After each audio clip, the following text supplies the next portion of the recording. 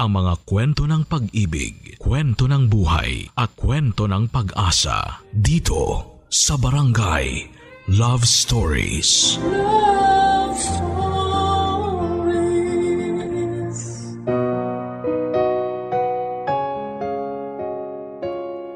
Marami tayong pangarap mula noong bata kahit tumanda pa. Pero ang mga ibang pangarap na binuo noong bata ay madalas nakakalimutan sa paglipas ng mga panahon. Minsan matanda na nang maalala o minsan ay talagang nabauna sa limot. Kaya mas maganda talagang ilista ang mga pangarap at plano sa isang bucket list. Tayo nang pakinggan ang maliit na pinagbulan ni Allen, isang lalaking taga-probinsya na nangarap at pinanghawakan ng pangarap sa hawak na listahan. Ang pinaka-goal niya ay ang ma-achieve ang lahat ng nasa listahan gamit lamang ang kanyang sipag, tiyaga at ang mabuting asal. Seryoso si Allen sa mga gustong marating, kaya kahit minamaliit pa siya ay hindi siya nagpapatinag. Sa bawat impyerno daw ay may langit. Kung si Emma ang impyerno sa buhay ni Allen, si Doreen naman ang kanyang langit dahil din sa mga salitang nagpapalakas sa kanya. Samahan akong alamin natin ang kwento ng buhay na literal na nagsimula sa ibaba paangat. Isa-isahin natin ang mga nakasulat sa isang bucket list. Dito lamang sa inyong paborito at nangungunang Barangay Love Stories. Dear Papa Dudut, ako po si Allen, tubong Bicol at hindi po kami mayaman. Kaya bata pa po ako ay tumutulong na ako sa mga magulang ko. Nagsasaka po ang tatay at nanay ko sa isang maliit na lupa na inuupahan namin para taniman ng palay. Ako naman po ay para makatulong ay nag-iigib ako ng tubig para sa mga kapitbahay namin tuwing matatapos ang klase ko. Ang kinikita ko po ay pambaon ko sa araw-araw at ang iba ay panggastos sa mga kailangan sa eskwelahan. Nakakapag-ipon paunti-unti. Marami po akong pangarap at yun po ay nakalista sa isang papel. Doon ko po nililista ang mga gusto kong maabot sa isang bucket list. And speaking of bucket po ay yun po ang balde na ginagamit ko po sa pag-iigib. Para sa akin ay swerte. Kaya tuwing gabi, katabi ko ang balde at sa loob noon ay doon ko inilalagay ang aking listahan ng pangarap. Magto-21 po ako noong makipagsapalaran ako sa Maynila. Yun po ang unang dating ko po doon, baon ng kaunting ipon at ang aking mga pangarap na nakalista sa isang papel. Mamaya ko na po sasabihin kung paano ako nakarating sa Maynila. Babalik lang po ako sa mga panahon na nasa probinsya ko. Meron pong isang babae na nagkagusto sa akin. Siya po si Emma. Noon pa man ay sinasabi ko na sa kanya na kaibigan lang ang tingin ko sa kanya. Pero ayaw niyang pumayag. Pero hanggang doon lang po talagang maibibigay ko. Marami pa po akong gustong gawin bago isipin ang tungkol sa pag-ibig. Kaya dahil po doon ay pinag-initan niya ako. Hindi niya ako tinitigil ang maliitin tungkol sa mga pangarap ko.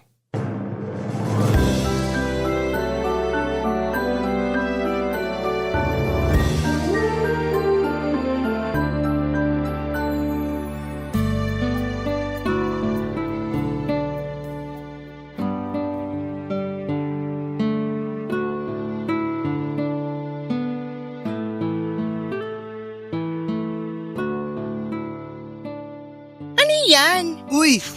Ano to?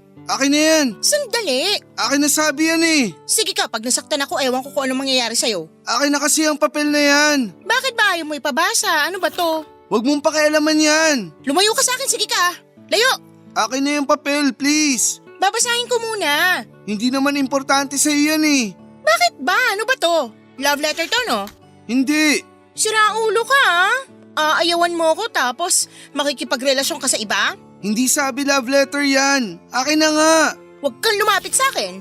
Hindi naman importante sa'yo yan, kaya akin na! Babasahin ko muna. Wag! Tumahimik ka. Huwag kang lalapit sa akin, ha? Diyan ka lang. Emma naman, please! Ano to? Ibalik mo na sa akin, please. Bucket list? Ang tanging bucket list na bagay sa'yo ay ang balde mo. Oo na, sige na. Akin na yan. Number 1. Makapunta sa Maynila. Asa ka pa makakapunta ka doon? Tsaka bihirang nagpapaigib doon kaya siguradong gutom ka pag nakapunta ka ng Maynila. Hindi ako nawawala ng pag-asa. Magiging pareho ka lang ng tatay mo. Buti pa nga ang tatay mo nagsasaka. Ikaw, nag-iigib lang. Hindi masamang mangarap. Asa ka pa? Number 2. Makapag-ipon? Ang tanging maiipon mo ay ang mga iniigib mo. May ipon na ako, paunti-unti. Magkano? Iba ka talagang mangarap. Imposible. Walang imposible sa nagsisikap. Nagsisikap? Mag-igib? Ano naman tong number 3? Makabili ng... Makabili ng sariling bahay. Magsisikap ako. Baka matanda ka na, hindi ka pa nakakaipon ng pambili kahit bahay ng gagamba. Akin na. Akin na yung papel. Sandali, nag-i-enjoy pa ako eh. Marami naman pwedeng paglibangan dyan. Itong nakakatawang bucket list mo ang gusto kong paglibangan eh. Akin na yung papel. Sige, lumapit ka. Baka nakakalimutan mo na ayan lang yung bahay namin. Baka gusto mo mabugbog. Emma naman. Anong susunod sa mga ilusyon mo? Teka. Makabili ng kotse. Siguro makakasakay ka ng kotse pag naging driver ka.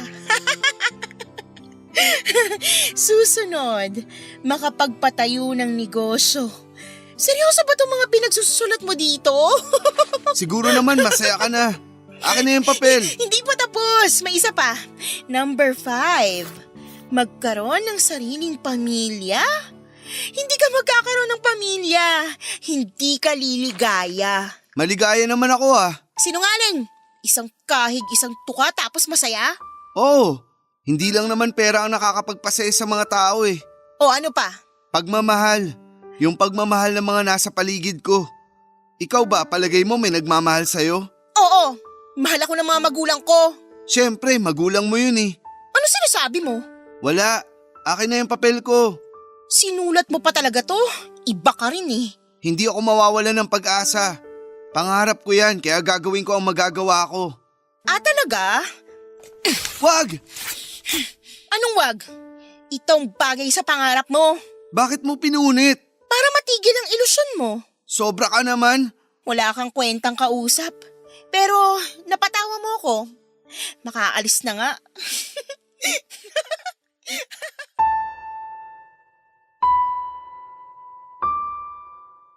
Papadudot ganun po si Emma sa akin. Hindi ko alam kung bakit sobrang galit niya sa akin. Madami namang ibang lalaki sa amin bakit ako ang pinag-iinitan niya.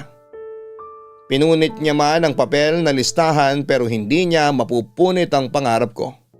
Saka nasa utak ko naman yung mga nakasulat doon. Gusto ko lang talagang nababasa para may ma-checkan ako. Wala pa namang ma-checkan doon pero motivation ko kasi yun kapag nababasa ko. Hindi ako papadala sa mga pangmamaliit ni Emma, papadudot. May kayang pamilya ni Emma.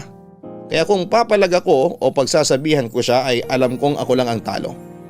Kaya tinis ko na lamang yon.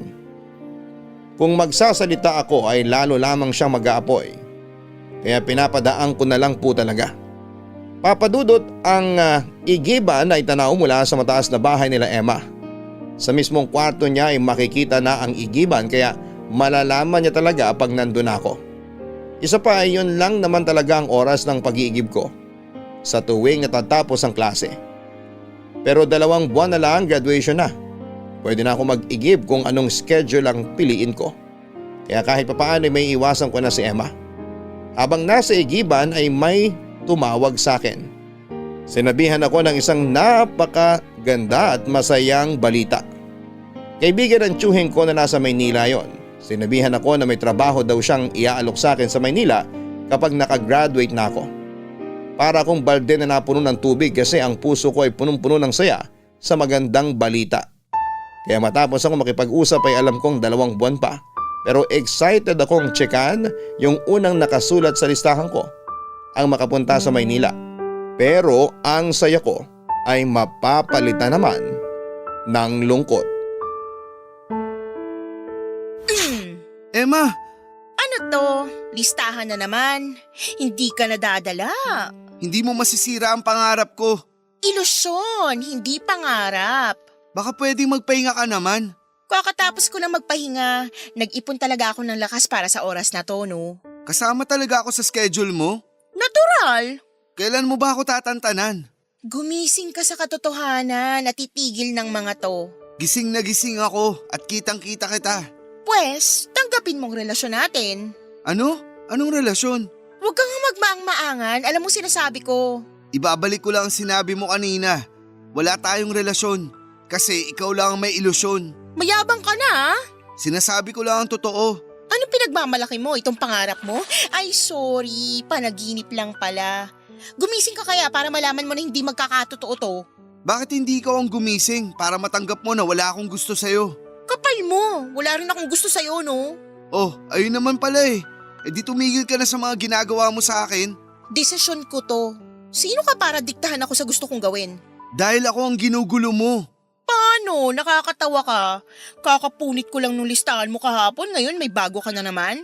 Papel lang ang pinunit mo. Kaya kong palitan. Pero ang suma, ganun pa rin. Wala kang mararating. Hanggang dyan ka lang. Akin na nga yung papel ko. Sige, mahawakan mo lang ako, sisigaw talaga ako dito para malaman mong hinahanap mo. Sige, sa'yo na yung papel na yan. Kaya kong gumawa ng bagong listahan. Aba, mayabang ang tono mo ah. Sinasabi ko lang ang katotohanan. Kahit ilang listahan ang punitin mo, yung nakalista pa rin ang importante. Ano to? Bakit may check tong number 1? Wala. Anong wala? Ayan, may check oh. Wala ka na dun. Ayaw mong sabihin? Hindi mo ako mapipilit. Pwes, kausapin mo ng tatay mo. Bakit napasok si tatay dito? Kasi kakausapin ko ang daddy ko na wag nang paupahan sa inyo yung lupa namin para wala kayong pagtaniman. Huwag mong idamay ang tatay ko dito. O bakit? Anong gagawin mo? Bakit pati ang tatay ko idadawit mo sa mga ginagawa mo? Ako na lang. Pwede naman hindi mangyari yon. Basta, sabihin mo lang kung bakit may check tong number 1. Tsinekan ko lang. Ayaw mo sabihin? Sige, maghanap na kayo ng masasakahan nyo. Oo na, sasabihin ko na. Naghihintay ako. Tinawagan ako ng kaibigan ng chewing ko. May naalok na trabaho sa akin sa Maynila. Naniwala ka naman. Oo, Lalo mo akong pinasaya. Unang-una, hindi ka pa nakakapunta ng Maynila. Tsinikan mo na tong listahan mo. dahil sigurado ako matutuloy yan. Asa ka pa? Tigilan mo na kami. Huwag mo nang idamay ang tatay ko. Pinagbabantaan mo ba ako? Nakikiusap ako. Pwes lumuhod ka. Halikan mong pa ako. Pwede ko na bang makuha yung papel? Oo naman. O ayan, buuin mo na lang ulit ang pira-pirasong pangarap mo. Sobra ka talaga. Kulang pa yan. Hintayin mo pang mga kaya kong gawin. Papadudot manhid na ako kay Emma. Parang merienda ko na lamang ang pangmamaliit niya araw-araw. Kaya hinahayaan ko na lamang siya at gusto ko pong ang magpasalamat sa kanya kasi mas nagiging matatag ako at mas magporsigido pa sa mga pangarap ko. Hanggang sa dumating ang araw ng graduation. May maliit na salo-salo na hinanda ang mga magulang ko. Sinabi ko na wag na sana dahil gastos pa. Pero masaya sila sa pagtatapos ko. Masaya din naman ako kasi alam ko na yun na po ang simula ng pag-usad ng mga nasa bucket list ko. Pipilitin kong matchekan lahat ng nakalista. Kung hindi man at least ay gagawin ko din ang magagawa ko para may makamit kahit ilan man sa mga nasa bucket list ko. Ilang araw matapos ang graduation ko ay hindi ako tumigil sa pag-iigib. Pero hindi ko na dinadala ang listahan ko para wala nang punitin pa si Emma. Ganon pa din siya, walang humpay sa pangmamaliit niya sa akin. Bumababa talaga siya ng bahay para lang naitin ako. Pero noong malaman niyang tuloy na ang pagpunta ko sa Maynila ay bilang nagbago ang ihip ng hangin. Para siyang sinapian ng anghel sa sobrang bait. Papadudot na wala ang yabang ni Emma at nakikiusap siya sa akin na huwag na akong tumuloy sa Maynila. Saka ko na sinabi ang pasasalamat ko na kung hindi dahil sa kanya ay hindi ko pipilitin na matupad ang nasa unang listahan. Una, nakikiusap si Emma, tapos nagmamakaawa siya. Pero buo na ang loob ko. Saka matapos ang mga pangmamaliit niya na sinabi sa akin, saka pa ba ako maniniwala na mabait siya? Kaya ayon papadudot, para siyang biglang naging halimaw. Pinagbantaan na naman niya ako na hindi na ipapaupa sa tatay ko ang lupa nila para wala na kaming sasakahan. Papadudot, hindi na umubra ang pananakot ni Emma dahil inuulan po kami ng swerte noon. Yung kaibigan ng tatay na umuupa sa isang may-ari ng lupa para sakahan ay nakabili na ng sarili niyang lupa. Kaya inalok na ipasa kay tatay ang dating pinagsasakahan nito. Mas malaki at mas mura kaya tinanggap na ni tatay. Kaya manakot man si Emma ay may lilipatan na si tatay matapos ang anihan. Galit na galit si Emma at isinumpa niya ako na hindi magtatagumpay. Sa isip ko na ako naman ang magdidesisyon kung magtatagumpay ba ako o hindi. Tuluyan na akong umalis. Sa Maynila naman ay napakabait naman ang kaibigan ng tiyuhin ko. Kasi makalipas ang 6 na buwan ay sinabihan niya ako na kung gusto kong maghanap ng ibang trabaho na bagay sa tinapos ko ay pwede daw. Hindi daw ako pipigilan. Sobrang natuwa ako noon at nagpapasalamat. Hindi nagtagal ay nakahanap ako ng trabaho. Nagpaalam na ako sa kaibigan ng tiyuhin ko at masaya niya akong pinayagan. Magandang nakuha kong trabaho. May pabahay pa ang kumpanya sa isang low-rise condo na pag-aari ng kumpanya at ang opisina ay katapat lang ng condo kaya tatawid lang ako. Napakalaki ng natitipid ko. Pangkain na lang ang ginagastosan ko kaya nakakapagpadala na ako sa bahay at nakakapag-ipon pa ako. Nung una ay ang pamilya ko at ang mga pangarap ko lang ang inspirasyon ko para magtagumpay. Pero hindi magtatagal ay madadagdagan pala ang inspirasyon ko. Good morning! Good morning! Ako si Allen. Dito ako nagtatrabaho. Ako si Doreen. May tutulong ba ako sa'yo? Ikaw ba ang welcoming committee? Palabiro ka pala. Masarap tumawa pag umaga. Nakakawala ng stress. Tama ka dyan. Pero ikaw palang tanggal na stress ko. Ano yon? Wala. Sabi mo may hinahanap ka? Meron. Aplikante ka ano? Ha? Naku, huwag kang kabahan. Hindi makakatulong yan sa interview mo. Tama naman. Bigyan kita ng tips. Para sa? Sa interview mo. Dapat matanggap ka dito kasi bagay na bagay ka dito. Bakit naman? Kasi mababait ang mga tao dito. Mukhang mabait ka. Paano mo nasabi? Sabi ng puso ko. Ano? Sabi ko, itsura mo pa lang halata namang mabait ka. But looks can be deceiving. Ako ba, mukhang mabait o salbahe? Hindi ako magbabase sa itsura. Pero sa pag-approach mo sa akin, halatang mabait ka. Salamat ha. Oh, ba't parang nabaliktad?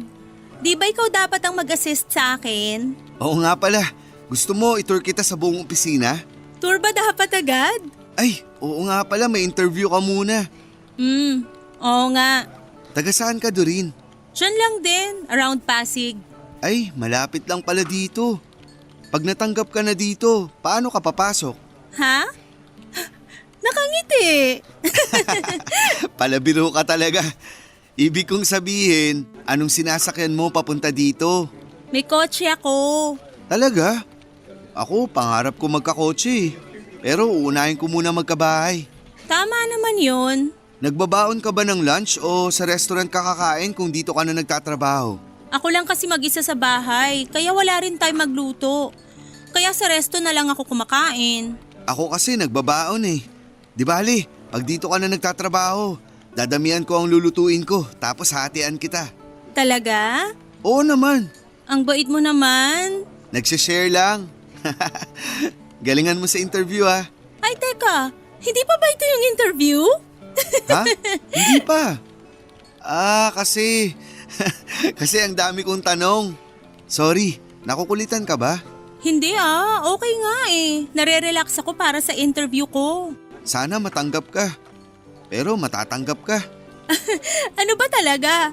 Sana? O matatanggap talaga? Matatanggap ka talaga. Sana din ikaw na lang ang boss. Bakit? Para sigurado akong tanggap ako. Tanggap ka, maniwala ka sa akin. Salamat. Halika na, samahan kita sa HR. Ay, yung opisina ng presidente ang hinahanap ko. Presidente? Nitong kumpanya? Hindi, ng presidente ng fans club ni Ding Dong. Ang saya mo naman kausap. Tara na, doon ang HR office. Doon mo na lang ako ihatid sa office ng presidente. Nitong kumpanya. Seryoso ka? Oo.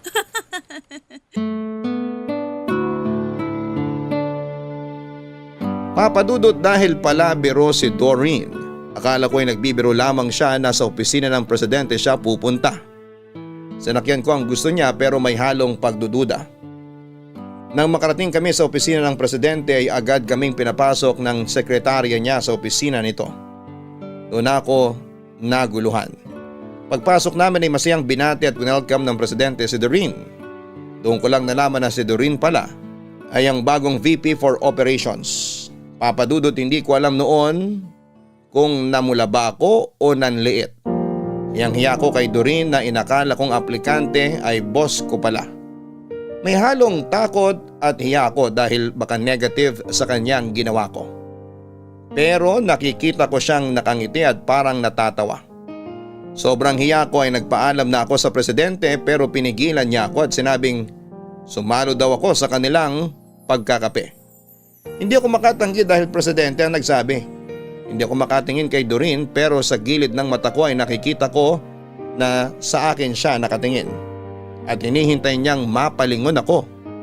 Doon ako ibinida ng presidente na ako na daw ang mag-tour kay Doreen, total ay kabisado ko na ang buong opisina at kilala ko ang lahat ng tao kaya madali na silang ipakilala. Hindi ko alam kung tatanggi ba ako o sasang-ayon.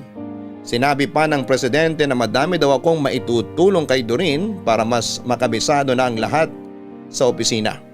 Na kesyo magaling daw ako at masipag. Hindi ko na makuhang kiligin sa mga papuri kasi hiyang-hiya ako. May biglang kailangan silang kausapin kaya nakakuha ko ng pagkakataon na magpaalam. Kinabukasan naman ay pinipilit kong umiwas kay Doreen pero siya na mismo ang lumapit sa table ko. Allen! Doreen! Ma'am Doreen. Anong nangyayari sa'yo? Wala po. Anong po? Tanggalin mo yung po. Okay. Sorry, nakalimutan kong bumate. Good morning. Good morning, ma'am. Doreen na lang. Pero boss ko po kayo. Pwede naman yun. Ma'am na lang po. Sige, bahala ka. Okay po. Okay, ma'am. Tara, Po? samahan mo ko. Saan po? Mag-iikot dito sa opisina. Gusto ko din makilala yung iba. May ginagawa pa po kasi ako, ma'am.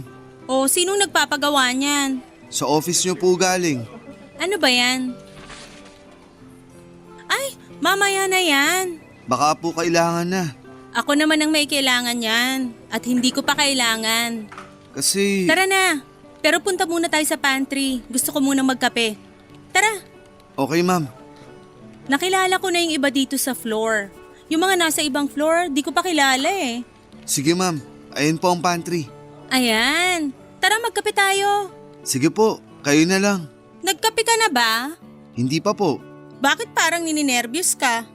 Pasensya na, ma'am. Alam mo, wag ka nang mahiya. Nag-enjoy naman ako sa conversation natin kahapon. Pasensya ka na kung sinakyan ko yung mga sinasabi mo ha. Pero hindi kita niloko ha. Natutuwa lang ako. Naalala ko kasi nung nag-apply pa lang ako dati. Kala ko nagalit kayo eh. Sinong kami? Sorry, akala ko nagalit ka eh. Bakit naman? Magpapasalamat pa nga ako sa'yo kasi naramdaman ko kagad na welcome ako dito. Ay, mababait naman ang mga empleyado dito. Kaya siguradong welcome ka. Saka isa pa, boss ka. Mainit na yata yung kape. Ako na magsasalin.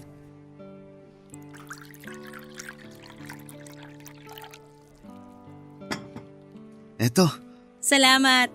Maupo ka, magkwentuhan muna tayo. Sige, Puring-puri ka ni Mr. Cacho ah. salamat naman. Gusto mo ba yung trabaho mo dito? Sobra. Saka para sa akin, pagsipagan ko lang at galingan. Matsatsikan ko na ang mga nakasulat sa bucket list ko. Ano-ano bang nakasulat sa list mo? Eto. Medyo luma na yung papel. Papalitan ko na nga uli eh. Pwede ko bang mabasa? Okay lang. May check na tong number 1. Naku, ma-achieve mo lahat to. Maniwala ka sa akin. Sana nga. Kumusta ang pamilya mo? Maayos din naman sila. Nagpapadala pa din ako sa kanila kahit sinasabi ni nanay na ipunin ko na lang daw. Ang bait mo naman. Dapat lang naman na ibalik ko sa kanila ang lahat ng sakripisyo nila sa akin. Uy, ano ka ba? Bakit? Naiiyak ako sa sinabi mo. Ikaw talaga. Uy, seryoso ako ah. Nakakatuwa ka. Maswerte yung mga magulang mo sa'yo. Mas maswerte ako sa kanila. Sana lang hindi sila ginugulo ni Emma. Sino si Emma? Taga sa amin.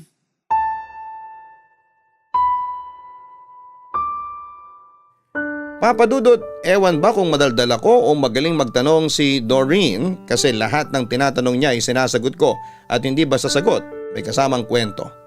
Gaya na lamang ng tungkol kay Emma. Ayokong siraan si Emma pero kung may kukwento ko siya ay may kukwento ko talaga ang sama ng ugali niya. Kaya parang sinisiraan ko na din siya. Yun nga lang ay totoo ang sinasabi ko. Magiging sobrang close kami ni Doreen. Siyempre, iba yung feelings ko kasi nung una pa lamang na love at first sight na ako sa kanya. Kaso hindi pwede. Boss ko pa din siya. Pero darating ang isang pag-uusap namin na kung saan ay magkakaaminan kami ng mga damdamin namin sa isa't isa. Hindi ko na matandaan kung paano napunta sa usapang yon pero napunta kami doon.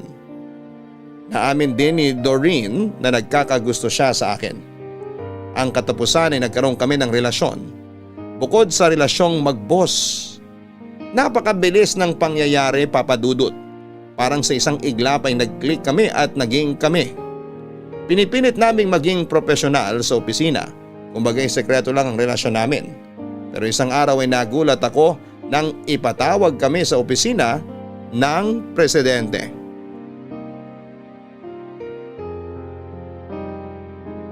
Papa Dudut, eksakto ang ikinakatakot ko kung bakit kami pinatawag ng presidente ng kumpanya. Tungkol po sa relasyon namin ang dahilan ng pagpapatawag pero hindi po galit ang presidente. Una ay kinumpirma niya kung kami nga ba ni Doreen. At nung aminin namin ay nagulat kami noong i-congratulate niya kami. Lalo kong naguluhan at sinabi niya na hindi makikialam ang kumpanya sa relasyon namin. Ang paalala lamang niya ay huwag daw idadamay ang trabaho sa relasyon namin. Alam niya din naman na profesional kami sa opisina at iba pa pag nasa labas na. Kaya natutuwa sa amin ang presidente. Pero hindi pa pala yon ang talagang dahilan ng pagpapatawag niya. Sinabihan niya kami na pag natapos na ang trabaho ay lalabas daw kaming tatlo para mag-celebrate. Gumanda pala ang takbo ng kumpanya noong mga panahon na yon kaya masaya ang aming presidente. Inibita niya kami dahil sa kami naman daw ang mas nakakakilala sa mga empleyado ay gusto niyang mag-organize ng party para sa lahat. Masaya kaming sumang-ayon sa plano niya dahil siguradong matutuwa ang mga kasamahan namin. Natapos ang masayang gabi kahit na ilang ako. At kainuman ko ang presidente ay naging kampante naman ako dahil mabait siya. Isa pa gaya ng sinabi ko ay alam kong lumugar. Nung pauwi ay hatid na ako ni Doreen sa kondo gamit ang kotse niya. Pinagsaglit ni Doreen ang kotse niya tapos ay sumabay siya ng lakad sa akin hanggang sa tapat ng kondo. Nagkwentuhan kami sandali. Ang hindi ko alam ay hindi pa pala doon matatapos ang araw ko.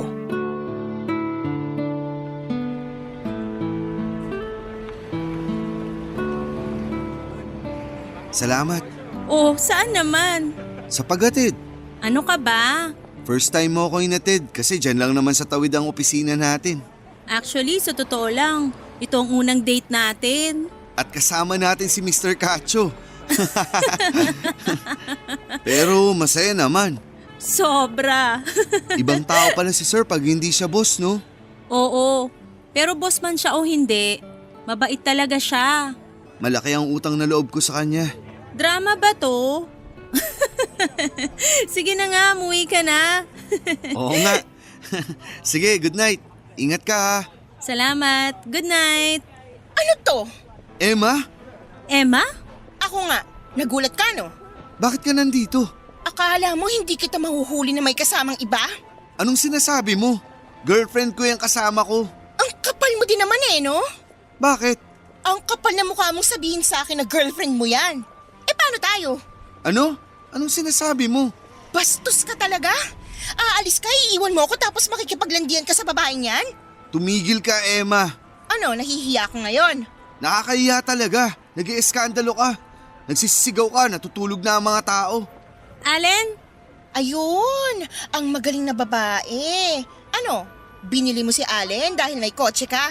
Tumigil ka, Emma. Kung akala mo nabibili si Allen, hindi mo nga talaga siya kilala. May paninindigan siyang tao. Aba, at abogada ka din pala. Kung kinakailangan.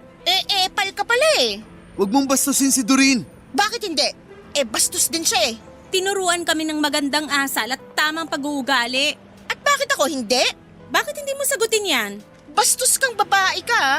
Saang beer house ka ba napulot ni Allen? Sobra ka na, Emma. Ikaw, saang putikan ka ba umahon? Bastos ka talaga! Aray ko, bitiwan mo kamay ko. Sumusobra ka na, ha? Mananakit ka pa. Ako sinasaktan mo ah. O ano? Tatakutin mo na naman ako na ipapabugbog mo sa mga tauhan nyo.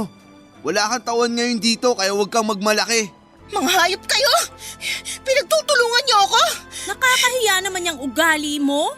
Mas nakakahiya ka. Mga agaw! Anong inagaw ko? Magmamaang-maangan ka pa. Tigilan mo si Allen. Akin siya. Wow, pag-aari mo? Oo, Iba ka. talaga. Tara na, Doreen. Mabuti pa nga. Hindi na maganda ang amoy ng paligid dito eh. Baka pagkatao mong naaamoy mo. Oo nga eh. Nabalutan ng baho mo ang amoy ng mga pagkatao naming lahat na nandito. Ano sabi mo? Sige, subukan mo saktan si Doreen. Ano? Sasaktan mo na naman ako? Tatawag ako ng pulis. Mabuti pa nga, para mahuli ka na nila. Tara na, Doreen. Tara na. Hoy! Saan kayo pupunta? Mga hayop! Mga taksil! Mga basura! Papadudot kahit ganoon ang nangyari ay naiintindihan nito ni Doreen dahil naikwento ko na nga sa kanya si Emma. Noong gabing yon ay napatunayan ko kay Doreen na totoo ang lahat ng sinabi ko tungkol kay Emma dahil nagpakilala agad ito ng totoo niyang ugali. Doon ako pinatulog ni Doreen sa bahay niya pero magkahiwalay po kami ng kwarto. Ayokong abusuhin ang kabutihan ni Doreen kaya minabuti namin na maghiwalay muna kami ng tulugan. Pero hiyang-hiya ako sa mga kaopisina namin kasi pwedeng may nakarinig o nakakita noong pag-iiskandalo ni Emma sa tapat ng kondo na tinutuluyan namin. Hindi ko tuloy alam kung paano magpapaliwanag kung sakali kasi dahil kinakain na rin ako ng kahihiyan. Papadudot pinatawag uli kami ng presidente ng kumpanya at siguradong alam na niya ang ginawa ni Emma. Hindi ko din alam ang sasabihin pero pinagpaliwanag niya ako at nagulat naman ako nang sabihin niyang naiintindihan niya ang lahat. Pero nang sinabi nito na hindi na ako dapat doon tumira sa pabahay ng kumpanya ay natakot na ako. Ang dahilan pala niya ay dahil alam na ni Emma ang tinutuluyan ko kaya siguradong manggugulo na ito palagi. Dahil sobrang bait ng boss ko na yon at sa sobrang matulungin niya ay may sinabi siya na ikinagulat ko, Papadudot. Since nahigitan ko raw ang expectation ng kumpanya pagdating sa performance ko sa trabaho ay pasok na raw ako sa loan program ng kumpanya kung saan ay pwede na ako mag-loan ng bahay, lupa at kotse para rin daw makaiwas na kay Emma. Papadudot ang bahay, lupa at kotse ay kasama sa bucket list ko. Lumundag ang puso ko sa tuwa kaso naisip ko na paano kung hindi ko mabayaran. Kaya sinabi ko sa presidente na pag-iisipan ko at nagpapasalamat din ako sa kanya. Paglabas namin ng opisina ay kinausap ako ni Doreen, Papadudot.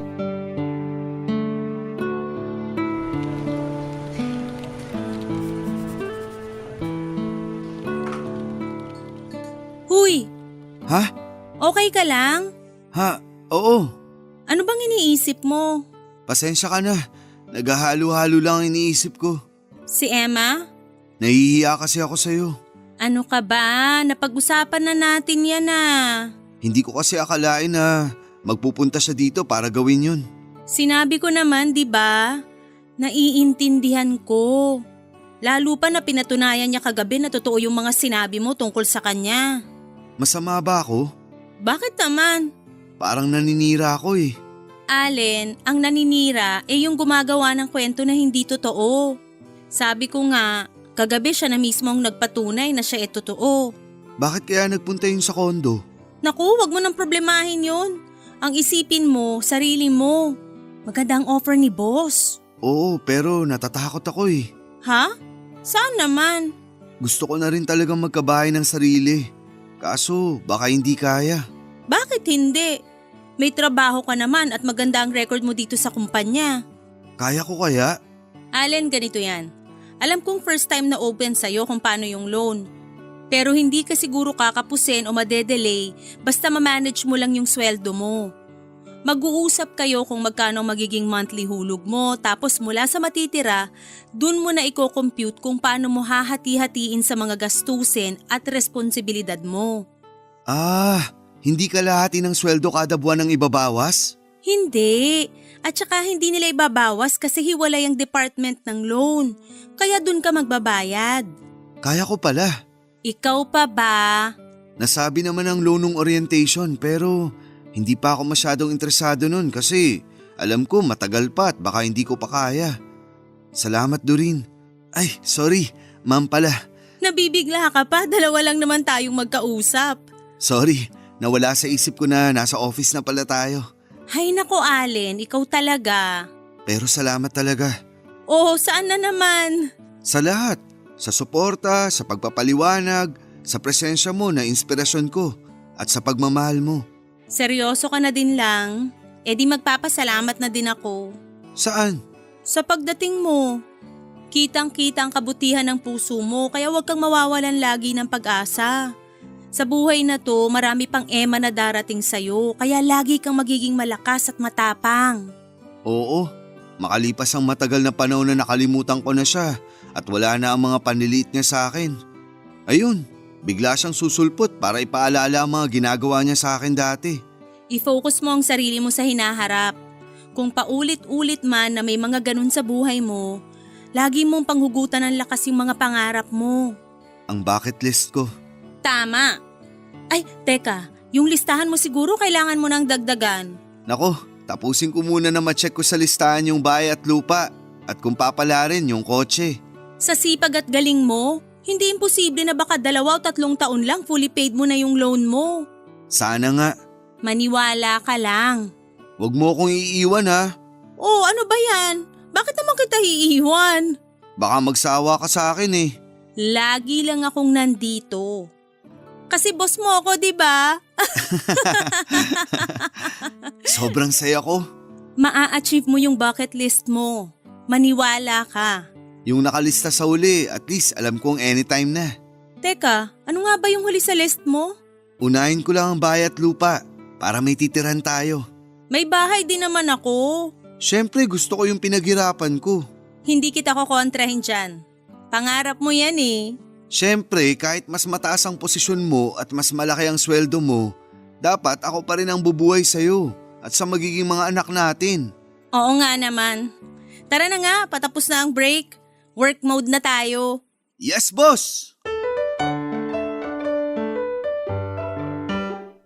Papadudot napakasaya ko noong araw na yon. Well, palagi naman po akong masaya dahil kay Doreen pero dagdag saya po sa akin na makakita ng liwanag para sa pag-usad ng bucket list ko. Umuusad ng pangarap ko at nagbubunga na ang sipag ko. Sa totoo lang, nang mga panahon na yon ay excited pa akong maghulog sa loan buwan-buwan kasi ibig sabihin noon ay palapit na ng palapit na maging akin ang buong buo ang bahay at lupa na niloan ko. Gusto rin sanang tumulong ni Doreen sa paghuhulog pero nakiusap ako sa kanya. Hayaan ako kasi responsibilidad ko yon. Nirespeto naman niya ang kagustuhan ko. Ang bilis ng panahon. Halos 1 taon na akong naguhulog at hindi naman ako kinapos. Papadudot nga pala, isingit ko lang, kasama sa expenses ko ang paminsan-minsang date namin ni Doreen. Hindi ko inahayaan si Doreen na siya ang magbayad kahit minsan, pero pinipilit niya ako na mag-share daw siya palagi. Para sa akin ay mas matatanggap ko ang ganong setup kesa siya ang magbayad ng buo. Pero hanggang kaya ko ay ako lang ang sumasagot ng mga date namin. Hindi naman maselan si Doreen, kaya kahit saan lang kami ay ayos na sa kanya. Ang importante daw ay ang magkasama kami.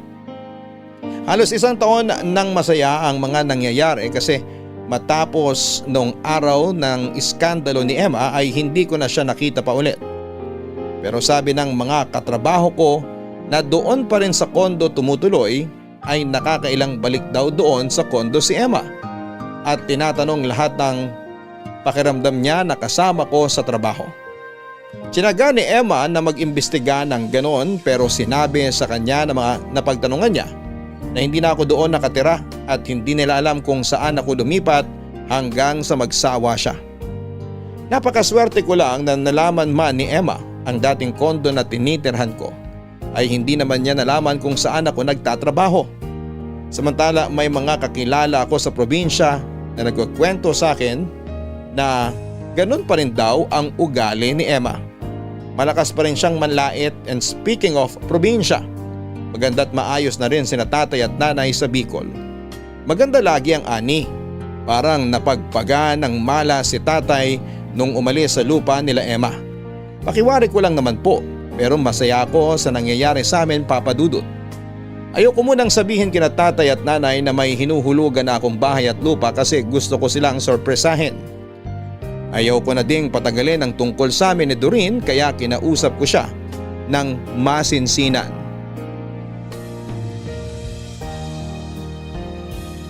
Kahit na alam kong mahal na mahal namin ni Doreen ang isa't isa, ay hindi pa din maalis sa dibdib ko ang kaba, Papa Dudut.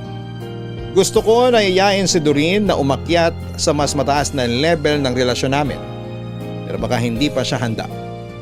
Gusto ko na maganda ang proposal ko, kaya lihim kong tinanong sa sekretarya niya ang araw na maluwag ang schedule ni Doreen. Saka ko inayos ang date at niyaya siya. Akala ni Doreen na regular date lamang yon, pero hindi. Dahil naman sa pagkaligaga ko ay kinabahan si Doreen sa nangyayari. Nakarating kami sa restaurant, kumain, nagkwentuhan, pero mukhang nahalata talaga ako ni Doreen, kaya ang ending ay nangulit at pinilit niya akong paaminin kung anong gumugulo sa akin. Siyempre hindi ko na po naitago pa at sinabi ko na rin ang aking pakay sa kanya ng araw na yon.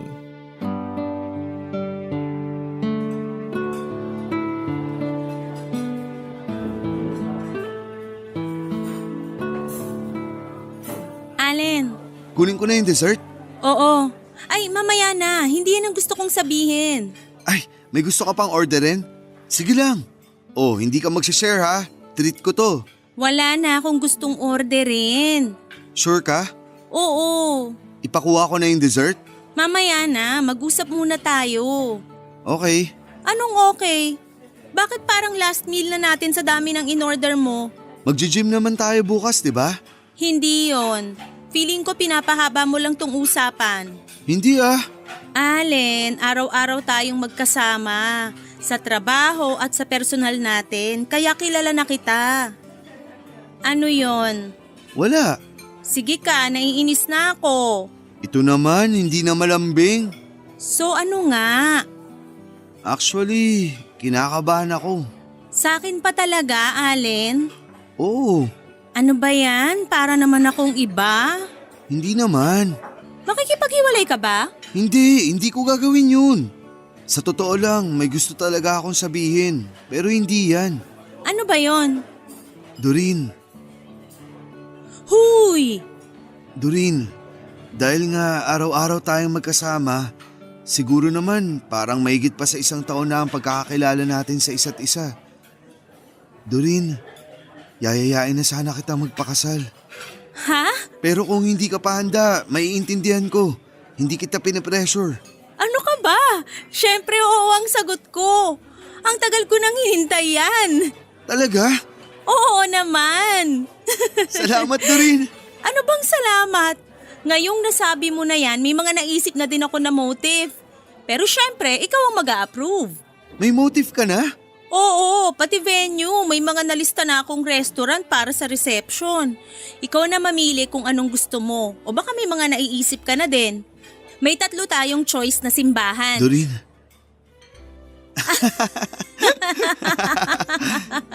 Sorry, advance lang ako mag-isip. Hindi, masaya nga ako. Pero kailangan ko munang kausapin ang parents mo para mahingi natin ang blessing nila. Naku, walang problema kila mami at daddy. Pero syempre, ang sweet nung magpapaalam tayo. Oo, kaya dapat umuwi muna ako sa probinsya para masabihan sila nanay at tatay. Para lumuwas sila pagkakausapin na ang parents mo. Uuwi ka? Ha? Oo, bakit? Hindi mo ako isasama? Gusto mo ba? Oo naman. Hindi ko pa sila nakikilala ng personal eh. Minsan ko lang din sila makausap kapag nag-video call ka. Paano kaya ang trabaho natin? Allen, entitled tayo sa leave, kaya pwede natin gamitin yon. Saka para wag din tayong mabitin sa pagpunta sa probinsya nyo, pwedeng ituloy natin sa maiksing bakasyon. Sige, matutuwa sila nanay at tatay niyan. Baka pag sinabi ko sa kanila yan, mag-prepare na agad yun ng itinerary para sa stay natin. Ang cute! Nakakatuwa naman sila. Siguradong magugustuhan mo sila.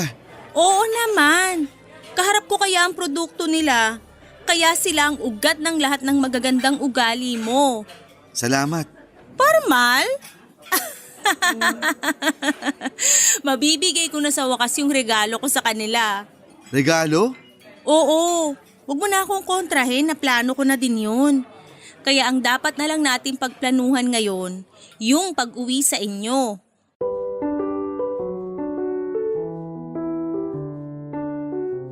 Papadudot magaling talagang magplano si Doreen.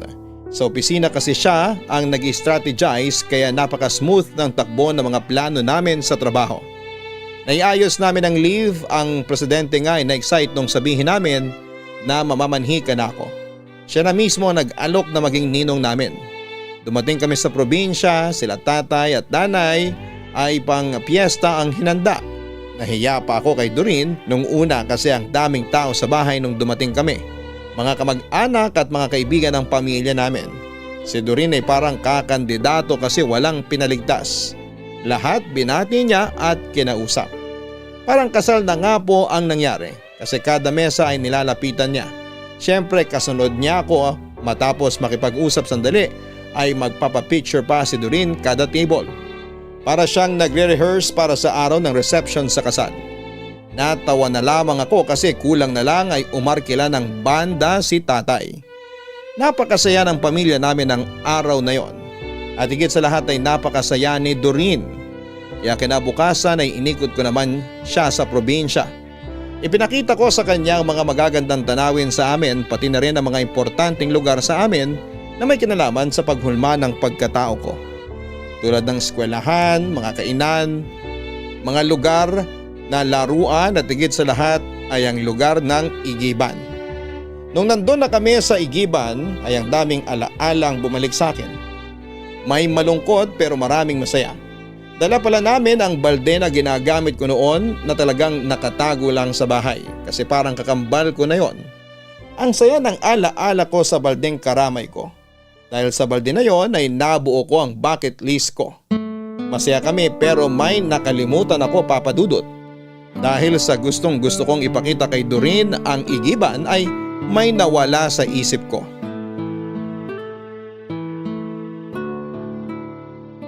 Ito yung sinasabi ko sa'yo, ang Igiban. Madami na din nagbago pero nandiyan pa rin ang Igiban. Wala pa kasi ako sa mundo, Igiban na yan kaya masasabing landmark na yan dito.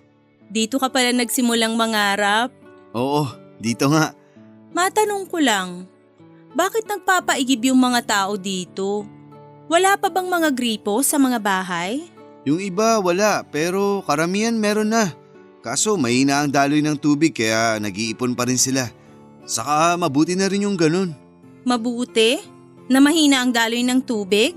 Oo, Kasi kung malakas ang daloy, edi walang magpapaigib, edi wala akong trabaho. Oo nga naman. Pero ngayon, maayos na ang daloy ng tubig dito. Sobrang alaala ko dito. Siguro mag-donate tayo para palagyan natin ng arko at bubong. Pero open lang yung dingding para lang siyang shed, ganon. Naisip mo talaga yan ha? Oo naman, bilang parangal sa igiban. Alam mo, binalak na dati yan. Lagyan ng bubong dito. Mas marami pa raw kasing mas dapat unahin sa mga proyekto dito kaysa ang bubong. Malilim naman dito kapag pasado alauna na yung katirikan ng araw. Kasi yung anino niyang malaking bahay dito, tumatama kaya may lilim dito. Ay! Bakit? Nawala sa isip ko. Urong tayo dito ng konti. Bakit? Yang malaking bahay, bahay nila Emma. Nawala sa isip ko. Itong sinasabi mo na lilim sa tanghali? Oo. Yung bintana sa gilid, kwarto niya yun. Baka makita niya tayo. Kaya pala sabi mo madalas na alam niya yung schedule mo kasi nasisilip ka pala niya sa bintana. Oo, kahit nga magtago ako, malalaman niya pa rin. Paano? Kasi kilala ng lahat ang timba ko, kaya pag nakita niya na nakasalang sa gripo ang timba ko, alam niya nandito na ako. Grabe naman yung babae na yun. Kahit malilim na dito pag nag-iigib ako, para pa din ako nakabilad sa araw. Dahil sa araw-araw na ginagawa ni Emma sa akin. Hayaan mo na, maganda naman ang naging kapalit. Mabuti na lang hindi ka naniwala sa kanya. Oo, kahit ginagawa niyang impyerno ang buhay ko, naniniwala pa rin ako sa langit at tutuparin nito ang mga pangarap ko. Anyway, tara na, baka maabutan pa tayo nun. Saan kayo pupunta? Emma, Nagulat ka, no? paalis na kami. Hindi kayo aalis. Kausapin mo ko. Binastos niyo ako sa Maynila. Iniwan niyo ako habang nagsasalita. Unang-una, hindi ka namin binastos. Ikaw ang nambastos sa amin. Pangalawa, hindi ka nagsasalita nung iwan ka namin. Nag-ieskandalo ka. Tara na, Allen. At sino kang magdidikta kay Allen ang gagawin niya? Excuse me, hindi ako marunong magdikta. Kasi may kanya-kanyang isip ang tao at alam nila kung sino ang gusto nila at hindi. Bastos ka talaga. Bastos? Hindi tinuro sa akin yan ng mga magulang ko. Sa'yo ba? Matapang ka na sa balwarte kita. Tumigil ka na, Emma. Tara na, Doreen. Isa ka pang hampas lupa ka. Nangungupahan lang naman kayo dati sa amin ng sakahan ah. Anong sabi mo? Hampas lupa? Hindi mo pa ba kilala kung sino yung kausap mo? Pues ipapakilala ko sa'yo si Allen. Malapit nang ma-promote na Head of Internal Affair. Kung tutusin, VP na nga ang ka-level eh. O ano ngayon? Care ko. Gusto ko lang sabihin na nasa 5 digits ang sweldo niya monthly. At dahil sa promotion, magiging 6 digits na siya. Kung alam mo ang sinasabi ko. Ano akala mo sa akin, tanga? Alam kong sinasabi mo, pero mahirap pa rin sila. Tara na, Doreen. Sandali, Allen. Kailangan magising na tong babaeng to eh. Excuse me uli, Emma ha. Alam namin na hindi na sa inyo ang lupang sakahan dati. Naibenta na yon dahil sa utang nyo. Kaya wala na kayong lupa. At yung bahay nyo na nakasangla, maiilit na dahil wala kayong pambayad. Isaksak mo sa baga mo yung si Allen.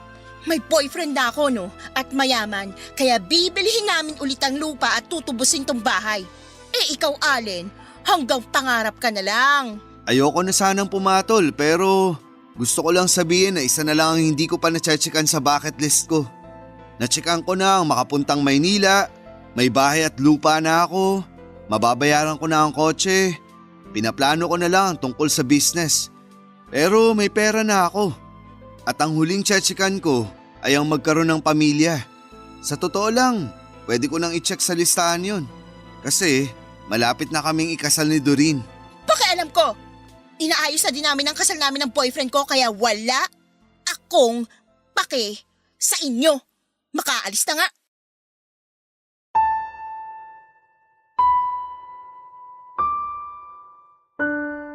Papadudot na pangangako sa dami ng impormasyong alam ni Doreen tungkol kay Emma at sa pamilya niya.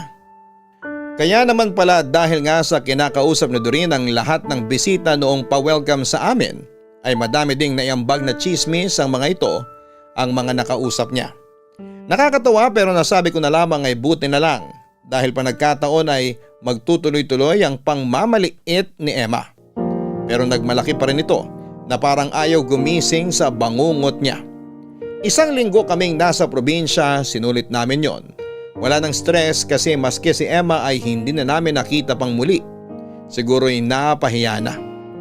Kaya sa pagbalik namin sa Maynila ay plinano na namin papadudot ang pamamanhikan sa mga magulang ni Doreen. Nang may set na ang araw ay pinalawas ko kagad sina tatay at nanay. Doon na nila nalaman ang isa pa sa sorpresa ko na bahay at lupa. Masayang masaya sila. Masayang nagkikita ang mga pamilya namin at lahat ay sang-ayon at walang hadlang sa nalalapit na pagpapakasal namin. Naganap ang kasal at napakasayang araw para sa amin. Nagtayo kami ng sarili naming business pero hindi kami umalis sa kumpanyang pinagtatrabahuhan namin. Hindi ko basta-basta iiwan ang kumpanyang malaki ang naitulong para sa aking bucket list. Si Doreen ay bumili ng malaking lupa para sa kanya sa probinsya namin. Malaking parte ng lupa ay si tatay na ang nagsasaka. Ang ibang parte ay pinapaupahan at si tatay din ang namamahala. Ako naman dahil sa pagmamahal ko sa aking pinanggalingan, ang pag-iigib ay nagtayo ako ng water refilling station. May 3 branch ako sa amin sa probinsya at merong 4 na branch dito sa Maynila. Si Emma naman ay nasa probinsya pa rin. Ang mga magulang ni Emma ay binigyan siya ng kapirasong lupa mula sa lupa na kinakatirikan ng bahay nila. Doon nagpatayo ng maliit na bahay si Emma para makapag-solo na siya. Doon na nakatira si Emma ngayon. Ang huling balita ko mula sa kakilala ay hiniwalayan na raw si Emma ng ipinagmamalaki niyang boyfriend. Hindi daw nito kinaya ang ugali ni Emma. Kami naman ni Doreen sa kasalukuyan ay masaya, kasama na rin si Allen, ang aming 1 taong anak na babae. Salamat po Papa Dudut sa pagbibigay daan sa aming kwento. Nawa ay marami pa kayong kwento ng mga kabarangay ang maitampok sa Barangay Love Stories. Manatili po kayong number 1, Barangay LS 97.1. Ang inyong forever kapuso at kabarangay, Allen. Walang imposible sa bawat pagsisikap. Maganda talaga ang gumawa ng bucket list at piliting may sakatuparan ang bawat nakalista dito. Pero gawin po ito ng paisa-isang hakbang lang at huwag i-pressure ang sarili. Masayang mamarkahan ng check ang listahan. Pero kung hindi uubra, huwag nang ipilit at baka sa ibang araw pa ito dumating. Maling husgahan ang pangarap ng iba. Walang pangarap na hindi matutupad dahil sa pagsisikap. Hanggang sa muli, ako po ang inyong si Papa Dudut sa mga kwento ng pag-ibig, buhay at pag-asa sa Barangay Love Stories number 1. Sabay-sabay nating pakinggan ang iyong kwento ng pag-ibig, buhay at pag-asa. Ipadala lang sa barangaylovestories@yahoo.com. Nagustuhan ng iyong napakinggan? Ituloy yan via live stream sa www.gmanetwork.com/radio. Barangay Love Stories. Love Stories. Ika nga nila, age is just a number. Walang agwat ng edad ang makakapigil kapag puso na ang nagdikta kung sino ang nais nitong mahalin. Pero dahil sa mapanghusgang lipunan ay nagiging mali po ito. Ikaw, kapuso, hanggang saan mo kayang ipaglaban at patunayan ang inyong pagmamahalan sa kabila ng napakaraming hadlang. Dear Papa Dudut, magandang araw sa inyo at sa mga loyal kabarangay na nakikinig ngayon. Itago nyo na lamang po ako sa pangalang Madi, 38 years old at kasalukuyang nakatira sa Mekawayan, Bulacan. Bata pa lamang ako noon ay pangarap ko nang maging isang teacher dahil parehong teacher ang mga magulang ko. Pero dahil sa katandaan ay nag-retire na sila at dahil nga sa gusto kong sumunod sa kanilang yapak, ay nagpursige ako sa pag-aaral, Papa Dudut. Hindi naman ako nahirapan dahil nariyan sila para gabayan ako. Hindi ko alam kung totoo ba ang kasabihan na kapag teacher ang magulang mo ay magiging matalino ka dahil nag-excel ako sa lahat ng subjects ko noon at hindi ako nawawala sa top students list. Sa katunayan nga ay naging valedictorian ako noong elementary ako at high school. Noong college naman ako ay graduate ako as summa cum laude. Hindi ko na nga mabilang kung ilang beses na ba akong umakyat ng stage para tumanggap ng mga awards and recognition. Dahil nga doon ay sobrang proud ng mga magulang ko sa akin. Hanggang sa nag-take na nga ako ng board exam at nakapasa. 3 years din ako nagturo noon sa high school bago ako nag-decide na magturo sa isang university, kaya naman nag-apply ako ng master's degree program at nakagraduate. Pero bago pa man ako maging college professor ay naging teacher assistant muna ako at nang makita nilang kaya ko ay saka ako nag-take ng gusto kong subject na mathematics. Naging matiwasay naman ang pagtuturo ko as college professor. Pero dahil math ang subject ko ay medyo na-challenge ako. Lalo pat hindi lahat ng estudyante ay nakakasabay sa subject na math. Aminin nyo man o sa hindi ay math ang isa sa mga pinakamahirap na subject lalo na kung tutulog-tulog ka. O kaya hindi ka nakikinig ng mabuti. Pero ginawa ko ang lahat para masiguradong matututo ang lahat ng estudyante ko. Sa totoo lang ay nag-enjoy ako sa pagtuturo ng college students. Siguro dahil na rin sa nakikita ko ang sarili ko sa kanila noong nag-struggle pa lamang ako sa pag-aaral ko. Isang araw nga ay pinatawag ako ng aming dean na si Mrs. Torres sa kanyang office. Sinabihan niya ako na i-take over ang klase ng isa pang math professor namin dahil nag-maternity leave ito ng 6 months. Total ay maluwag naman daw ang schedule ko at ako lang ang available professors ng mga oras na yon. Bilang hindi rin naman ako pwedeng tumanggi ay pumayag na ako at kinabukasan nga ay agad na ako nagsimula sa pagtuturo sa pansamantala kong mga estudyante at pagkatapos ay lilipat naman sa kabilang klase. Naging maayos naman ang pagtuturo ko dahil nakikinig naman sila sa akin at madali lang silang turuan. Wala naman akong problema sa araw-araw na pagpasok ko maliban na lamang nang isang hapon ay pauwi na sana ako nang mapansin kong may 3 estudyanteng nagkukumpulan at parang may binubugbog. Agad naman akong sumigaw pero nagsipagtakbuhan sila palayo. At tanging naiwan na lamang ay ang bugbog saradong estudyante na isa sa mga tinuturuan ko at agad ko po siyang nilapitan, Papa Dudut.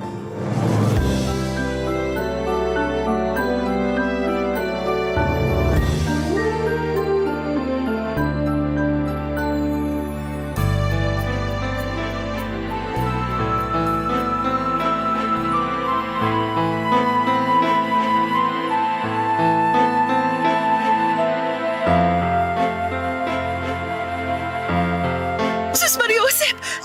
Teo, kaya mo bang tumayo? Halika, tulungan na kita. Dahan-dahan lang. Salamat po. Ano bang nangyari? Bakit ka binugbog ng ganyan? Kaaway mo ba yung mga yon? Hindi po. May utang po kasi ko sa kanila. Ha? Utang?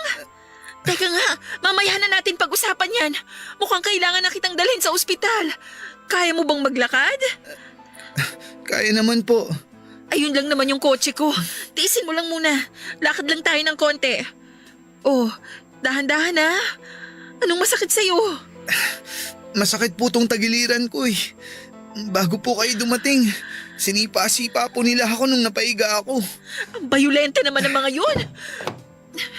Oh, sakay ka na. Dahan-dahan lang. Maupo ka lang muna dyan.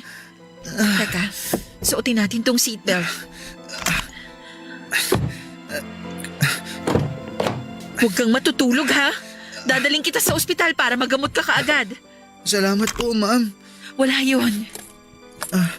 Pasensya na po sa abala. Hindi, okay lang.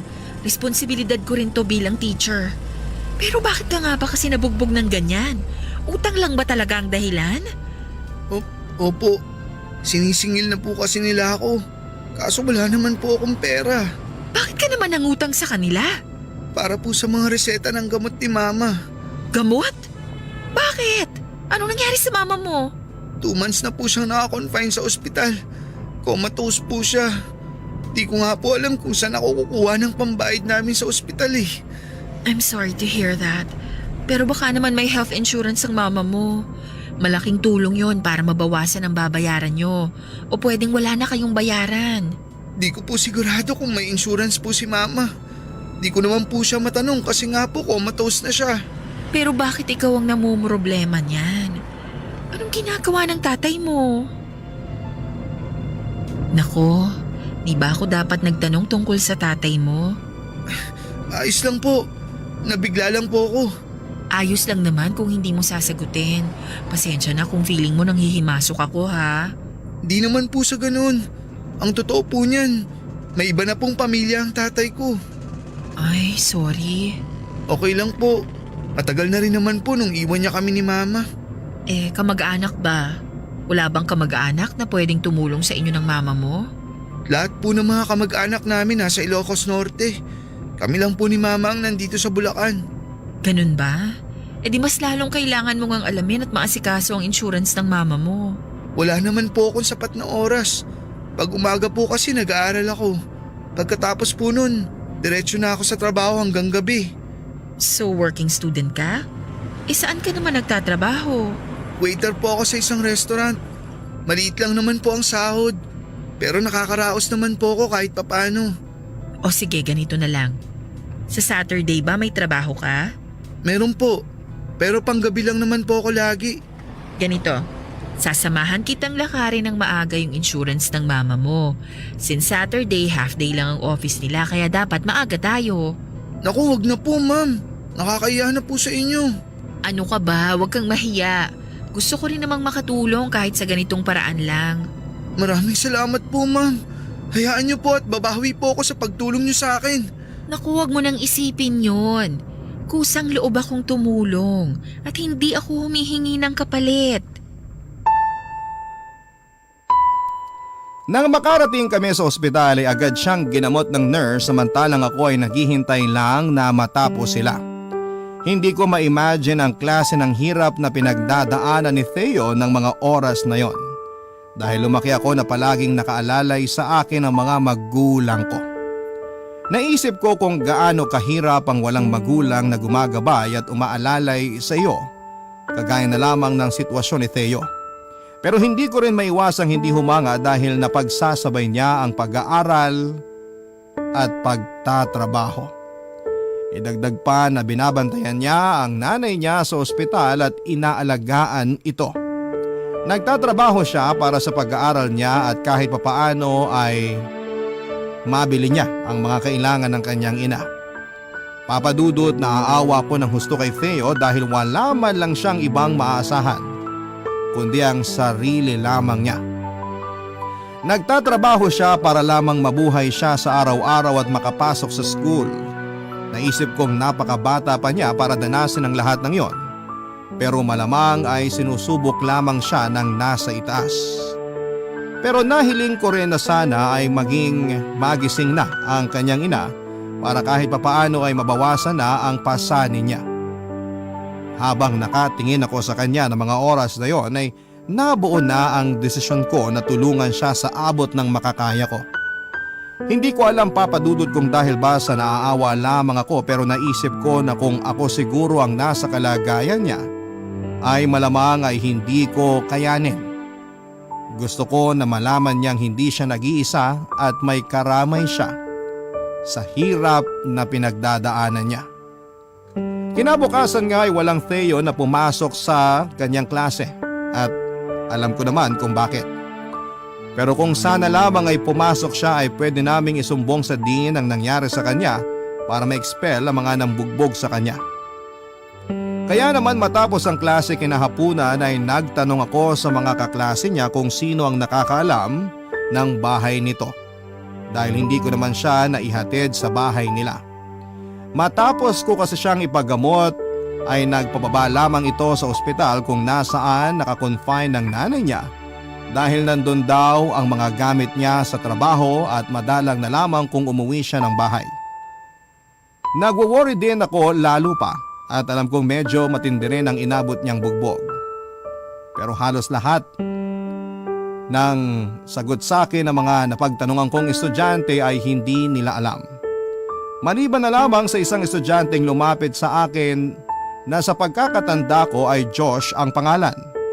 Sinabi niyang best friend siya ni Theo kaya alam niya kung saan ito nakatira. Kaya nga nang matapos ang klase kinahapunan ay nagpasama ako kay Josh papunta sa bahay ni Theo para na rin mangumusta Papa Dudut.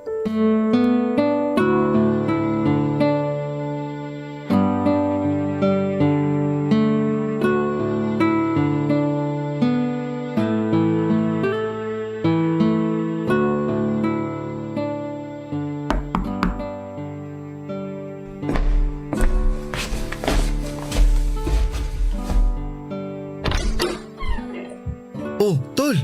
Oh, ba't ganyan itsura mo, tol? Alam mo naman kung bakit nagtatanong ka pa. Ay, teka. Kasama ko pala si Ma'am Maddie. Hi Teo, kumusta? Ay, ayos lang po ako. Pasok po muna kayo, ma'am. Feel at home lang po kayo rito, ma'am. Upo lang po kayo. Thank you. May problema po ba? Pasensya na po kung di ako nakapasok. Okay lang, alam ko namang nagpapagaling ka pa. Opo. Pero kaya ko na pong pumasok bukas. Sigurado ka? Opo. E di mabuti kung ganon para mai-report na natin to kay Mrs. Torres. Kasi hindi natin pwedeng palampasin tong nangyari sa'yo. Huwag na po, ma'am. Ayos naman na po ako. Tsaka kasalanan ko rin naman po kasi. Hanggang ngayon, di ko pa nababayaran yung inutang ko sa kanila eh. Hindi pa rin yung dahilan para gawin nila yan sa'yo. Para namang tatakasan mo sila, magbabayad ka naman. At ginawa pa talaga nila yon sa loob ng premises ng university? Kaya may rules silang nilabag. Ma'am, excuse lang po ha. Ano yun, Josh? Kung isusumbong po ni Theo yung mga nambugbog sa kanya, baka naman po lalo siyang pag-initan. Baka po sa susunod, di na nila gawin sa loob ng school. Baka po pag nagkataon, abangan nila si Theo sa labas. Sisiguraduhin naming walang mangyayaring ganon. Bakit? Natatakot ka ba na babalikan ka nila? Sa totoo lang, opo, ma'am eh. Hinding-hindi ka na nila ulit masasaktan. Pag-uusapan namin ni Mrs. Torres ang magandang gawing disciplinary action sa mga gumawa sa'yo niyan. Thank you po, ma'am. Ang dami ko na pong atraso sa inyo. Ano ka ba? Sinabi ko naman sa'yong gusto kitang tulungan. Bukal sa kalooban ko to. So, okay na? Wala nang problema? Shh, ano ka ba? Kausap po si ma'am.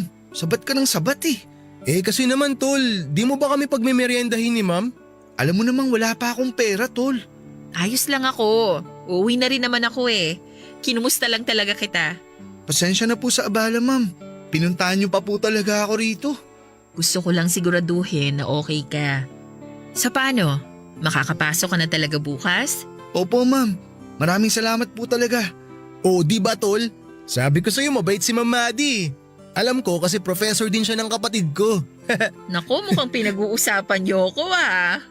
Takot po kasi sa inyo yan si Theo, ma'am eh. Bakit naman? Mukha daw po kasi kayong masungit. Huy, ano ka ba, tol? Bibig mo nga.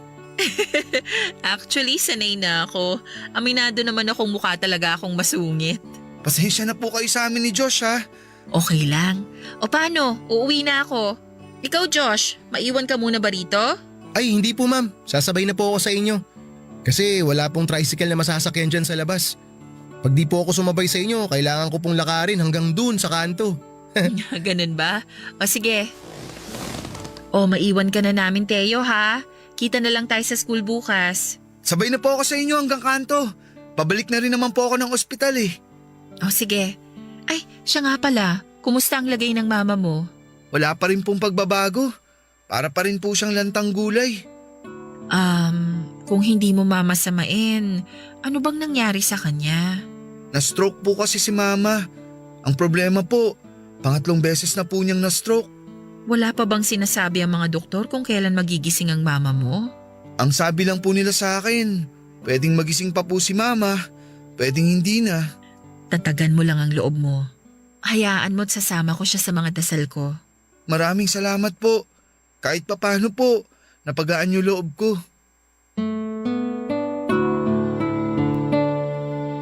Kinabukasan nga ay pumasok na si Theo at nai-report na namin sa dean ang nangyari sa kanya at nabigyan ng proper disciplinary action ng mga nanakit sa kanya. Na-expel ang 3 estudyante na nambugbog sa kanya. Gaya nga ng sinabi ko sa kanya ay sinamahan ko siyang lakarin ng health insurance ng kanyang mama at nang dahil nga sa pangyayaring yon ay naging mas malapit sa akin si Theo. Halos palagi nga siyang sumasabay sa akin kumain tuwing break time sa kantin. Nariyan pa nga nabasa na lamang niya kung ibibili ng drinks o ng kung ano-ano. Yung tipong parang sobrang komportable na niya sa akin. Madalas nga rin na nagpipresenta siya na ang magdala ng mga gamit ko at iahatid ako hanggang sa may sakay ng tricycle pag hindi ko dala ang sasakyan ko. At kapag umaga naman ay nakaabang na siya sa gate at hinihintay ako. Sa totoo lang, Papa Dudut, hindi sa advance ako mag-isip. Pero pakiramdam ko kasi ng panahon na yon ay parang may iba siyang pinapahiwatig sa akin. Barangay Love Stories. Barangay Love Stories. Papa Dudut, pinilit ko pong baliwalain lahat ng mga napapansin ko kay Theo dahil baka masyado lamang akong nag-o-overthink. Na baka tumatanaw lamang siya ng utang na loob sa akin. Pero ang mga kutob ko lang noon ay unti-unting nabigyan ng linaw nang magsimula na akong makatanggap ng mga sulat galing sa kanya na iniwanan niya sa ilalim ng table ko. Wala namang pangalan niya ang nakalagay doon pero alam na alam ko ang penmanship niya. Kaya nalaman ko kaagad na siya yon. Nilalaman ng sulat ang tungkol sa tunay niyang nararamdaman para sa akin. At hindi niya alintana ang malaking agwat ng edad namin. Napangiti ako nang mabasa ko ang sulat niya pero nang ma-realize ko kung anong sitwasyon meron kami ay agad kong kinastigo ang sarili ko. Dahil bukod nga sa dekadang agwat ng edad namin, ay mahigpit din pong ipinagbabawal ang romantic relationship sa pagitan ng teacher at ng estudyante. Hindi lang reputasyon ko bilang guro ang pwedeng masira kundi pati na rin ang pangalan ni Theo. At higit sa lahat ay maaari din na ma-revoke ang lisensya ko bilang isang teacher na hindi ko mapapayagan. Naisip kong hindi ako nag-aral ng mabuti at nagtapos ng pag-aaral para lamang masayang ng ganon. Kaya naman kinumpronta ko si Theo at sinabihang itigil na niya ang ginagawa niya dahil pareho lamang kaming mapapasama. Pero sadyang matigas ang ulo niya at sinabing gagawin niya ang lahat para magustuhan ko rin siya. Sa totoo lang, Papa Dudut, may nararamdaman ako para sa kanya. Pero dahil hindi pwede ay pilit kong nilalabanan ang sarili kong damdamin. Bata pa si Theo at alam kong lilipas din ang nararamdaman niya para sa akin at malayo pa ang mararating niya. Kaya naman halos naging mabigat na sa loob ko ang pagpasok araw-araw dahil alam kong mangungulit na naman si Theo sa mga paraan niya ng panliligaw. Wala akong masabi dahil nakikita kong sincero siya at determinadong mapasagot ako. Pero hindi yon kasali sa mga plano ko sa buhay at iniisip ko ang maaaring sabihin ng mga estudyante ko at ng mga co-teachers ko. Ganon ang setup namin at hindi rin nagtagal ay tuluyan na akong nahulog sa kanya. Hindi naman kasi siya mahirap magustuhan, Papa Dudut. Mabait siya at masayahin sa kabila ng sari-saring problema niya sa buhay. Lalo pa at wala pa ring balita kung kailan magigising ang nanay niya. Naitanong ko nga minsan sa kanya kung paano pa siya naisisingit ang oras ng panliligaw niya sa akin. Kung tutuusin ay napakahaba ng oras na iginugugol niya sa pagbabantay sa ospital pagkagaling niya ng school. At kapag gabi naman ay nagtatrabaho pa siya. Pero ang sagot lamang niya sa akin ay gagawa siya ng paraan para makapaglaan ng kahit kaunting oras para sa akin. At dahil nga opisyal na kaming magkasintahan na ipinakilala na niya ako sa kanyang nanay kahit na comatose pa ito sa ospital.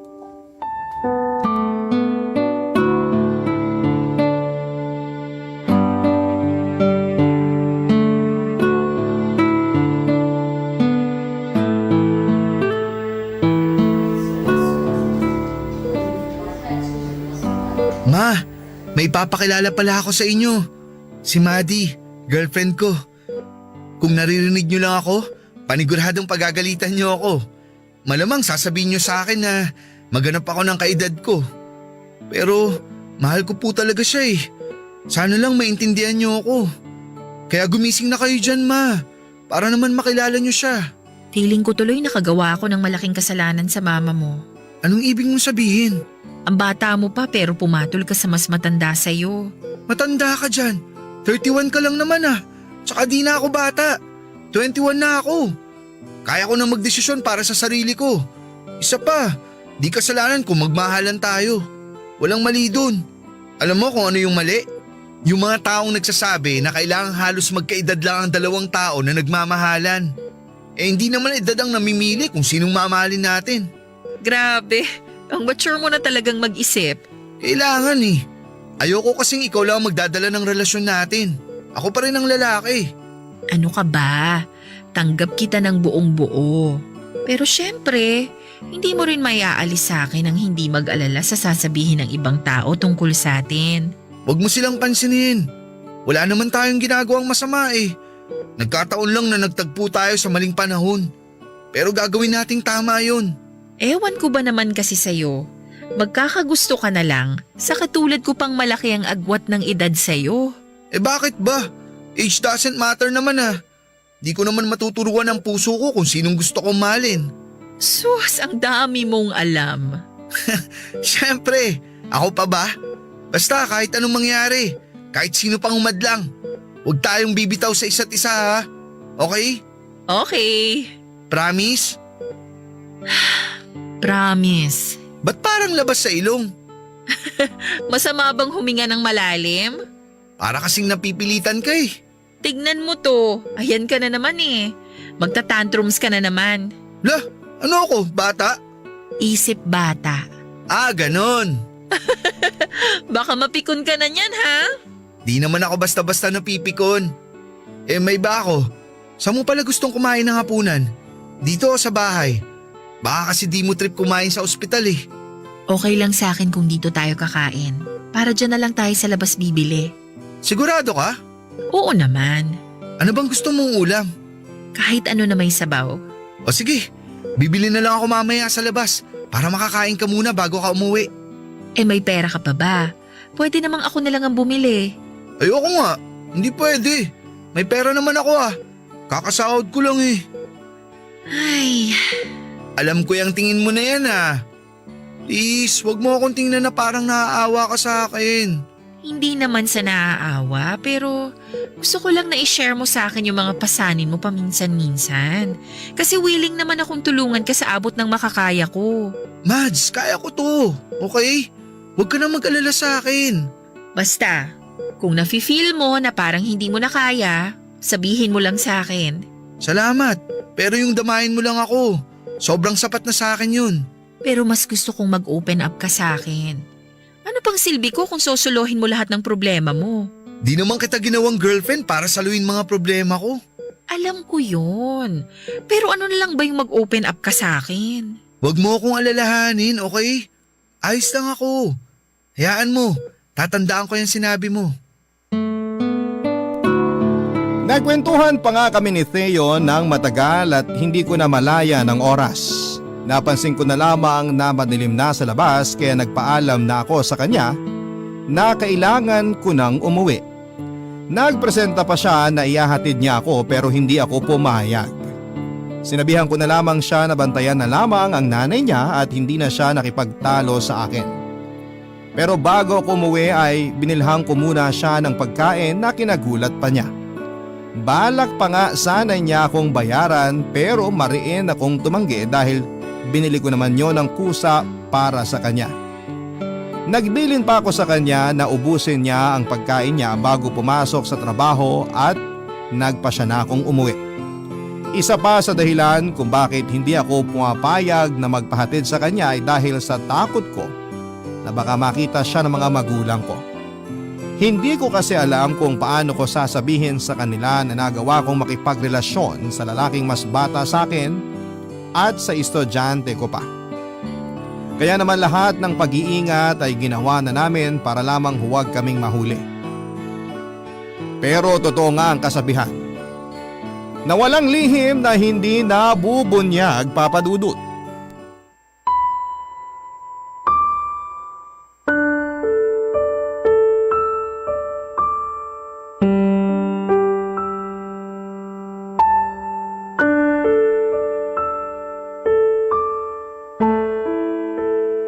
I'm so disappointed in you, Maddie. Of all people, ikaw pa talaga ang sumuway sa mahigpit na patakaran ng eskwelahang to? I'm so sorry, Mrs. Torres. Alam ko pong mali ang nagawa ko.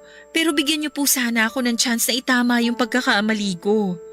You know what, Maddie? Wala akong pakialam sa personal affairs mo. Pero hindi ko mapapalagpas to. Nakipagrelasyon ka sa estudyante mo at nakita kayo na nagyayaka pa ng magulang ng isang estudyanteng nag-aaral dito. Ano na lang ang sasabihin nila? Na pinapayagan namin ng ganitong bagay? Alam mo bang inilalagay mo sa alanganin ang reputasyon ng university na to? Wala pong kasalanan dito si I'm not talking to you, Teo. Maghintay ka kung kailan kita kakausapin bago ka magsalita. Naiintindihan mo? Sorry po. So back to you, Maddie. Alam mo naman siguro kung anong consequences ng ginawa mo. Yes, Mrs. Torres. I've always been proud of you. Isa ka sa napakahusay na professor ng university na to. Sa tagal mo nang nagtuturo dito, kahit kailan wala ako naging problema sa'yo. Kaya nga nung may nagsumbong sa akin kahapon, ayoko maniwala. Kasi kilala kitang may delikadesa at dignidad at mahal mo ang propesyon mo. Ano bang tumakbo dyan sa utak mo? Anong dahilan bakit ka nakipagrelasyon sa estudyante mo? Anong dahilan at nagawa mong suwayin ng patakaran dito? I'm sorry, Mrs. Torres. Alam kong wala akong excuse na nangyari pero nagmahal lang naman po ako. Sorry po kung hindi ko napigilan ang sarili kong magmahal sa taong hindi ko naman dapat mahalin. Ay, Maddie, di kita hinuhusgahan sa kung anong nararamdaman mo. Pero teacher ka. Sana man lang naisip mo na walang madudulot na maganda ang pakikipagrelasyon mo sa isang estudyante. Ikaw dapat ang magsisilbing pangalawang magulang nila na gagabay sa kanila. Isa kang role model. Yan ba ang gusto mong gayahin ng ibang guro at estudyante? I'm sorry po. Kung ano man po ang kaparusahan na ibibigay niyo sa akin, maluwag ko pong tatanggapin. Kung kinakailangan po na hiwalayan ko si Teo, gagawin ko. Maddie! Well, dapat lang naman talaga na hiwalayan mo siya. Kasi baka sa susunod, hindi lang isang tao na nakakakilala sa inyong magsumbong sa akin. Naiintindihan mo naman siguro kung anong papel ko dito, Maddie. Na kahit anong mangyari, kailangan kong panatilihing malinis ang reputasyon ng universidad na to. Kahit pa mawala ng isang mahusay na guro ang kapalit. Mrs. Torres, please. Kahit anong kaparusahan po, huwag niyo lang po akong paalisin dito. Mali po ang nagawa ko. Pero kung parurusahan niyo po ako, huwag niyo na po sanang idamay si Teo. Magpahinga ka muna ng isang buwan, Maddie. At ikaw, Teo, you're suspended for 1 week. Isang buwan po ang suspension niya? Wala naman po kaming ginagawang masama. Hindi pa ba masama tong relasyon nyo? Gaya nga ng sinabi ko, wala akong pakialam sa private life nyo. Pero ang ilagay nyo sa alanganin ng university na to ay hindi ko mapapalagpas. So I suggest, maghiwalay na muna kayo. Kung kayo talaga, I'm sure magkakabalikan kayo in the future. Graduating ka na rin naman, Teo. Maawa ka na sa sarili mo. 2 beses ka nang umulit ng 4th year. Please naman, gumraduate ka na. Makinig ka na lang, Teo. Nangako ka sa akin eh. Ganun lang ba yun? Hindi talaga dapat nangyari to in the first place. Kung hindi lang ako naging marupok at nagpadala sa bugso ng damdamin ko. Ay... Narinig mo ang professor mo, Teo. Para sa ikabubuti niyong dalawa to, alalahanin mo rin na isang respetadong guro si Maddie. Gugustuhin mo ba na masira ang reputasyon niya dahil lang sa makasarili mong desisyon? Kung talagang mahal niyo ang isa't isa, bibigyan niyo ng panahon ng mga sarili niyo hanggang sa maging tama na ang lahat at pwede na ang pag-iibigan niyo. Naiintindihan ko po, Mrs. Torres. Pasensya na po kung naiskandalo ang university natin dahil sa amin. Well, since gusto ko nga na manatiling malinis ang reputasyon ng university na to, nakiusap ako sa witness na kung maaari, hindi na kumalat pa ang tungkol sa bagay na to at pumayag siya. Sinabi lang naman daw niya sa akin para habang maaga, mapigilan ang paglalapan ng sitwasyon. Pasensya na po talaga, Mrs. Torres. Okay, magsilbing lesson sa inyong dalawa to. Katulad ng sinabi ko kanina, hindi ko kayo hinuhusgahan. Pero may tamang panahon para sa lahat ng bagay. At hindi ito ang tamang panahon para sa inyong dalawa. Yes, Mrs. Torres. Ikaw, Teo, nauunawaan mo ba ang sinasabi ko? Malinaw na malinaw po, Mrs. Torres. Mabuti kung ganon. Bueno, huwag kayong mag-alala dahil lahat ng napag-usapan natin sa loob ng office ko, mananatili sa loob ng silid na to. Gusto ko rin kayong protektahan. Maraming salamat po talaga. Nagpasalamat na lamang ako sa Diyos dahil tinupad ni Mrs. Torres ang pangako niyang walang makakalabas na balita tungkol sa aming dalawa ni Theo. Pero dahil nga sa nangyari, tuluyan na kaming nagkahiwalay. Noon ko lang na-realize ang consequences ng ginawa namin at hindi ko mapigilang mahiya. Pakiramdam ko kasi ay dinungisan ko ang mahal kong propesyon. Ako ang matanda at naturing ang pangguro, ako dapat ang gumagabay kay Theo pabalik sa tamang daan. Pero alam ko namang kahit na magsisi ako ay hindi ko na maibabalik pa ang nasirang tiwala sa akin ni Mrs. Torres. Inisip ko rin kung paano ko ipapaliwanag sa mga magulang ko kung sakali man na malaman nila ang tungkol doon. Unang araw ng suspension namin noon, Papa Dudut, nang mapagpasyahang kong sa DN si Theo sa ospital. Nabanggit kasi niya sa akin na doon lang siya naglalagi kapag wala siyang pasok. Buong magdamag ko ring pinag-isipan ang mga sasabihin ko sa kanya bago ko siya puntahan ng araw na yon. Naisip ko kasing bata pa si Theo at marami pa siyang makikilalang babae na mas babagay at pwede sa kanya. Hindi ko maat na kahit mahal namin ang isa't isa, ay hindi kami makakaligtas sa mata ng mapanghusgang lipunan. Mababaw pa lamang din naman ang pinagsamahan namin kaya alam kong makakapag-move on din siya kaagad. Inabutan ko pa siyang pinupunasan ng face towel ang mukha ng nanay niya at nabigla pa siya nang makita ako. Yayakapin pa sana niya ako pero umiwas na ako at kitang-kita ko ang pagtataka sa mga mata niya. Barangay Love Stories. Barangay Love Stories. Napakatindi ng kapit niya sa mga kamay ko habang umiiyak. Ayaw ko siyang saktan pero yon ang alam kong tama naming gawin. Naisip ko rin na walang patutunguhan ang relasyon namin kung sakali dahil malayo ang agwat ng edad namin. Marami kaming bagay na hindi mapagkakasunduan at hindi mapagkakaunawaan in the future. Kaya habang maaga pa ay kailangan na namin yung tapusin.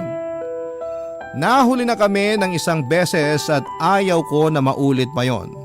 Matapos nga ng suspension namin, Papa Dudut, ay pinilit kong umakto na parang walang nangyari. At hindi ko na kinausap pa si Theo sa eskwelahan o kahit ang sumulyap lamang sa kanya. Buti na nga lang at walang nag-usisa sa mga estudyante ko kung bakit halos sabay kaming hindi pumasok ni Theo. Pero may ilan namang nagbiro na parang nag-usap daw kami na hindi pumasok. Tinawanan ko na lamang sila at pilit na kinalma ang sarili ko dahil ramdam ko na nakatitig sa akin si Theo ng mga oras na yon. Papa Dudut, natapos na nga ang 6 months na pagiging substitute teacher ko sa klase ni Theo at nakabalik na rin sa pagtuturo ang teacher nila. Simula noon ay tuluyan na nga kaming hindi nag-usap ni Theo. Madalas kaming magkasalubong at magkita sa kantin pero nagpapanggap ako na hindi ko siya nakita at ganon din naman siya. Sa tuwing kumakain naman kami sa kantin ay pinipigilan ko ang sarili kong hindi mapatingin sa kanila pero hindi ko magawa. Nagkatinginan pa nga kami pero agad din akong nag-iwan ng tingin dahil baka may makapansin. Pero binaliwala ko na lamang yon dahil hiwalay na rin naman kami. Malaking pagkakamali na nagkaroon kami ng relasyon at mismong sa eskwelahan pa. Minadali ko na lamang ang pagkain ko ng mga oras na yon at pakiramdam ko kasi ay hindi ako makahinga. Saka lamang nasa paligid ko lamang siya at nagmamasid sa akin. Lumipas pa ang ilang buwan hanggang sa dumating na nga ang graduation ng mga college student na magtatapos ng taong yon. At siya lamang ang walang kasamang magulang sa espesyal na araw na yon. Hindi ko mapigilang maawa sa kanya dahil wala man lang isang magulang na aakyat sa stage kasama niya para tanggapin ang diploma niya. Pero alam ko namang wala akong magagawa dahil hindi ko nasaklaw ang mga nangyayari sa buhay niya, Papa Dudut.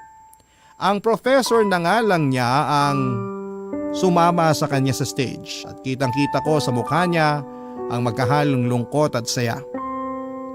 Hindi ko naman mapigilang proud dahil yun na ang simula niya sa pag-abot niya ng mga pangarap niya at pagpasok sa bagong yugto ng buhay.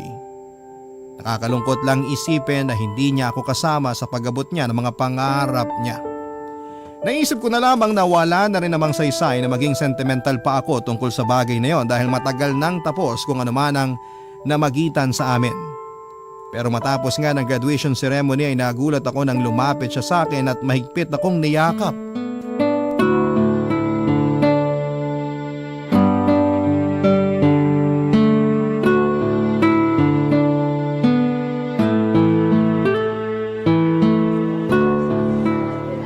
Madi, payakap naman! Teka, Teo! Huwag mo akong yakapin. Ano ka ba? Sorry, natutuwa lang ako. Finally, nakagraduate na rin ako. Akala ko ulitin ko na naman ang 4th year eh. Oh, bakit parang tensyonado ka? Nasa loob tayo ng university, kaya dumistansya ka muna sa akin. Bakit? Graduate naman na ako ah. Pwede na tayo. Kahit na. Doon nga tayo sa bench mag-usap. Ang ingay dito eh.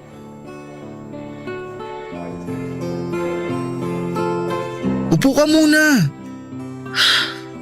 Kumusta ka na? Ayos lang ako.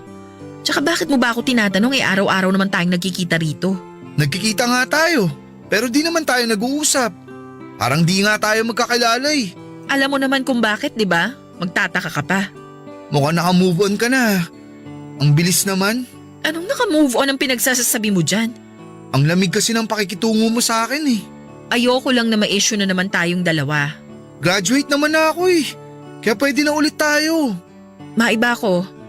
Kumusta na ang mama mo? Ay, di ko nga alam kung magigising pa siya eh. Gusto kong isipin na gigising pa siya pero sabi ng doktor na maliit lang ang tsansa na magising pa siya. Binigyan na nga nila ako ng waiver eh para tanggalin na ang life support niya. Pero ayoko pang pakawalan si mama. Hindi sa pinangungunahan kita o ano. Gawin mo kung ano sa tingin mo ang mainam na gawin. Hindi ko na nga alam eh. Palaki na ng palaki ang gastos namin sa ospital. At pagiging waiter sa restaurant lang naman ang trabaho ko. May insurance man si mama, di ko naman alam kung masasakop nun lahat ng bills namin. Halos magdadalawang taon na rin nakaratay si mama sa ospital eh. Pag nawala si mama, mag-isa na lang ako. Kaya nga kahit maliit na tsansa lang, umaasa ako na magigising pa siya. Alam kong wala ako sa posisyon para sabihin to. Pero hindi mo ba naiisip minsan na pagpahingahin na ang mama mo? Hindi sa pinangungunahan kita pero ikaw na rin ang nagsabi na maliit lang ang tsansa na magising siya. Naisip ko na yan. Pero ayoko pang bumitaw kay mama.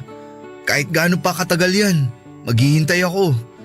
Hihintayin ko siya hanggang sa Diyos na talaga ang magpasya na kunin na siya sa akin. Kung ganon, patuloy ka na lang na magdasal para magising na ang mama mo. Pagdarasal ko rin siya. Salamat. Maiba pala ako. May tatanong sana ako pero sana sagutin mo ng totoo. Ano yon? Wala ka na bang feelings para sa akin? Oo, hindi lang ang sagot. Ano? Di naman ako magagalit kung sasabihin mong hindi. Irerespeto ko nararamdaman mo. Nagtatanong lang ako kasi para malaman ko kung may pag-asa pa ba na magkabalikan tayo. Ikaw ang tatanungin ko. Ba't umaasa ka pa na magkakabalikan tayo?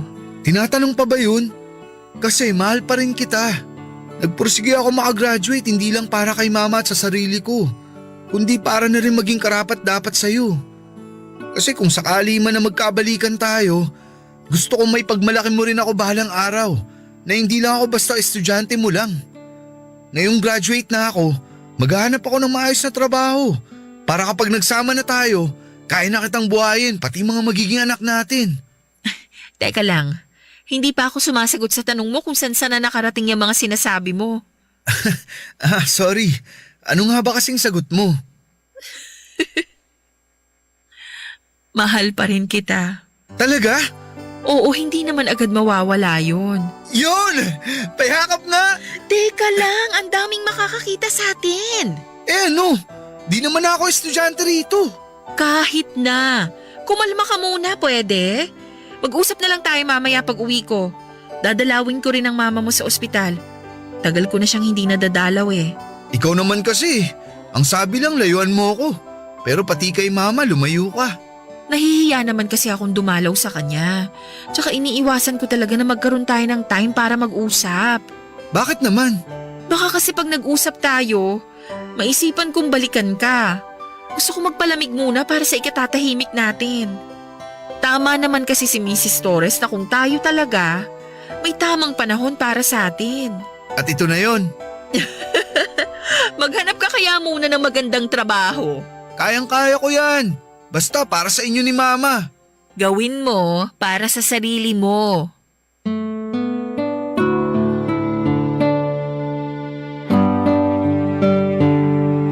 Papadudot gaya nga ng pangako ni Theo sa akin ay nagpursige siyang makahanap ng trabaho at nakapasok bilang call center agent sa isang malaking BPO company sa Makati. Ako naman ay nagpatuloy bilang isang guro dahil nanumpa ako na hanggat kaya ko ay magtuturo ako. Halos 7 buwan din niya akong niligawan noon bago ko siya tuluyang sinagot, Papa Dudut. Kilala na rin siya ng mga magulang ko at nasabi ko na rin sa kanila kung paano nga ba kami nagkakilala ni Theo. Noong una ay nagalit sila pero dahil hindi naman daw nadidiktahan ng puso ay wala na raw silang magagawa at ang importante na lamang daw ay pareho kaming masaya. Naging proud pa nga sila sa amin dahil ginawa namin ang tama at yon ay ang hinintay ang tamang oras kung kailan pwede na naming ituloy ang pagmamahala namin. Na hindi namin ipinilit ang bagay na hindi pwede dahil sa iba't ibang circumstances. Hindi rin naman sila tumutol nang sabihin kong 10 years ang age gap namin ni Theo dahil malalaki na raw kami at nasa hustong edad na. Nagpasalamat ako ng husto sa kanila noon dahil ramdam ko talaga ang pagmamahal nila sa akin at syempre masaya ako dahil tanggap nila ang relasyon naming dalawa. Pero mahigpit silang nagbilin kay Theo na maghanap muna ng trabaho bago ako asawahin. At dahil doon ay napuno ng tawanan ang buong bahay namin. Sa totoo lang, Papa Dudut, takot akong magmahal ng mas bata sa akin dahil hindi lahat ng kapareho ng sitwasyon namin ni Theo ay nagtatagal. Pero dahil sa kanya ay handa po akong sumugal. Naisip kong masaktan man ako ay naranasan ko naman ang magmahal at ang mahalin. Hindi ko nga maintindihan kung bakit sa tinagal-tagal kong pagiging single ay kay Theo ako bumagsak. Pero ayon nga sa isang kasabihan na God moves in mysterious ways, ay naisip kong baka nga may plano siya para sa amin na kami talaga ang nakatadhana para sa isa't isa. Wala na rin kaming pakialam sa mga sasabihin ng iba at ang importante ay mahal na mahal namin ang isa't isa. Pero kung kailan nga kami nagsisimulang mamuhay ng masaya bilang magkasintahan, ay saka naman kami nakatanggap ng tawag mula sa ospital at sinabing patay na ang nanay ni Theo. Pareho kaming nasa trabaho noon kaya naman dali-dali kaming nag-excuse para makapunta sa ospital. Kitang-kita ko ang unti-unting pagsalampak ni Theo sa sahig habang umiiyak at pilit na ginigising ang nanay niya na alam kong hindi na magigising. Dahil mismong mga doktor na ang nagsabi na hindi na kinaya ng katawan ng nanay ni Theo at isa pa raw na dahilan ay mahina na ang mga organs nito lalo na ang puso. Kalahati ng buong bill na lang ang binayaran namin, 2 sa ospital dahil may kalahati na na-covered sa insurance ng mama niya. 3 araw ding binurol ang nanay ni Theo at halos lahat ng co-teachers ko at mga kaklase niya noong college ay nakiramay. May ilan din sa mga katrabaho niya nagpunta at naroon din sila noong araw ng libing. Matapos mailibing ang kanyang mama ay ilang buwan pa kaming nagluksa. Pero dahil kailangan niyang tanggapin ang mga nangyari at nagpatuloy na siya sa buhay, dinamayan ko siya at sinigurado kong hindi niya mararamdaman na nag-iisa siya, Papa Dudut.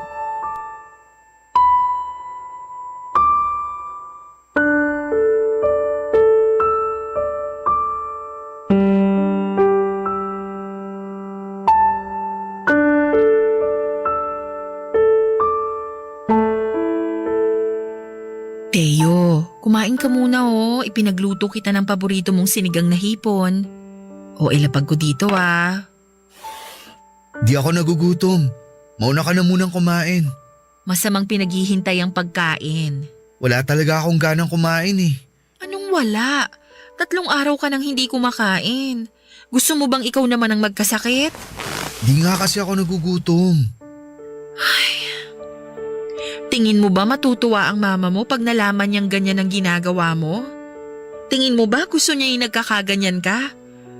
At ako, sa tingin mo ba hindi ako nasasaktan pag nakikita kitang ganyan?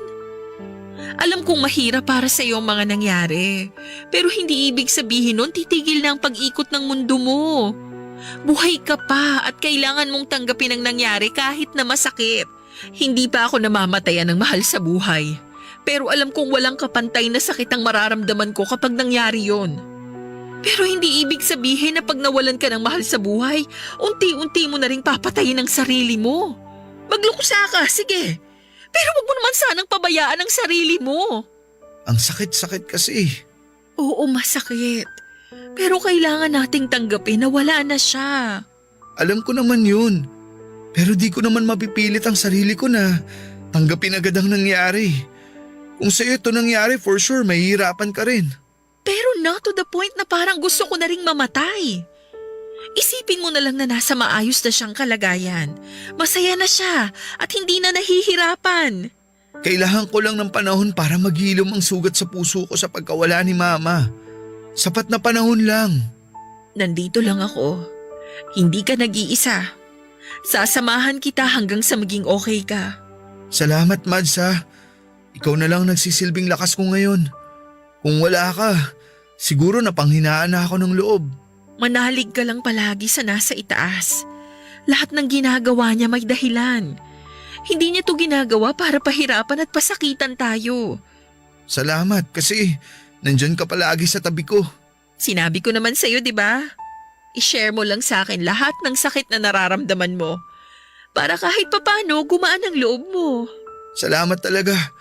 Pasensya ka na kung madalas matigas ang ulo ko ha. Ano pa nga ba? Ako ang mas matanda kaya ako ang dapat laging umuunawa sa'yo. Sus, ayan ka na naman eh. Bakit? Totoo naman ah. Kainin mo na nga tong pagkain mo. Ayan, lumalamig na tuloy yung sabaw. Okay na yan. Importante, masarap pagkakaluto. Sige na, kumain ka lang ng marami. Ikaw, di ka pa ba sasabay? Sasabay? Kaya nga may ekstrang pinggan at kubyertos eh. Kailangan ko na rin palang pumasok sa trabaho. Nagamit ko na lahat ng emergency leave ko eh. Di ba pwedeng mag-extend ka ng leave? Nagluluksa ka pa naman eh. Gamit na lahat eh. Baka matanggal ako sa trabaho pag nag-extend pa ako. Tsaka tama na to. At least magkakaroon ako ng libangan. Sa bagay, may point ka naman. Basta lagi mong tatandaan. Magiging maayos din ang lahat. Oo, basta't magkasama tayo lagi. Pasensya ka na nga pala ha. Pasensya saan? Kasi lagi mo akong iniintindi. Laging ikaw ang nagko-comfort sa akin at tumutulong sa akin. Ni wala man lang akong magawa para sa'yo. Anong wala? Mahal mo ako, di ba? Sapat na sa akin yun. Isa pa, mas kailangan mo ng comfort ngayon kaysa sa akin. Huwag mong ikumpara yung mga nagagawa ko para sa'yo sa mga nagagawa mo para sa akin.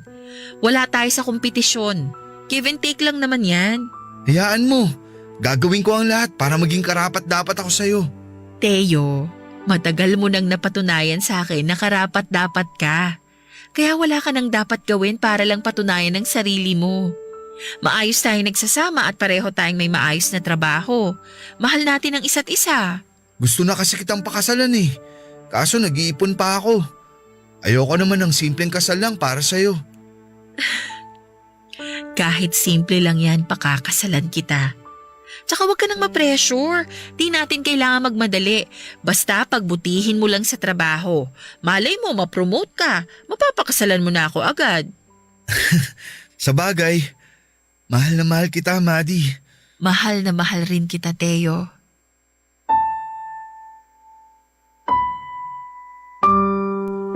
Papadudot, hindi rin nga nagtagal ay na-promote sa trabaho si Theo bilang supervisor at natuwa ako ng husto para sa kanya. Alam ko na kung nasaan man ang mama niya ay magiging proud ito sa anak niya. Dahil sa kabila ng mga nangyari ay hindi ito pinanghinaan ng loob, bagkos ay mas nagpursigi ito sa buhay. At dahil nga may stable na siyang trabaho ay niyaya na niya akong magpakasal. Intimate wedding lamang ang nangyari at tanging mga malalapit lang sa amin ang imbitado. Siyempre hindi nawala ang din namin na masayang masaya na nagkatuluyan kami ni Theo. Naroon din si Josh, ang best man namin, ang anak ng co-teacher ko ang naging ring bearer at isa naman siya sa mga bridesmaid ko dahil kung hindi dahil sa pag-leave niya ay hindi ko makikilala si Theo. Pero dahil nga sa edad ko ay nahirapan akong magbuntis. Halos inabot din po ng 3 taon bago ako tuluyang nagbuntis. At talaga namang sobrang saya naming mag-asawa. Talaga nga na walang imposible sa Diyos dahil kung deserve mo ang isang bagay ay ibibigay niya yon. Sa ngayon po ay going stronger pa rin na mag-asawa kami. At going 2 years old na po ang baby girl namin. Wala na nga po akong mahihiling pa dahil kasama ko na ang 2 sa mga pinaka-importanteng tao sa buhay ko. At dito ko na nga po tinatapos ang kwento ng aking buhay, pag-ibig. Alam kong maraming nakarelate, nagtaas ng kilay o pwedeng nainis. Pero tao lang naman tayo na nagkakamali din. Ang importante lang ay matuto tayo at mag-grow dahil sa mga pagkakamaling yon. Maraming salamat po. Sana po ay mapili po ninyo ang sulat ko. More power sa inyong programa. Ang inyo pong forever kapuso at ka-barangay, Maddie. Barangay Love Stories. Love Story.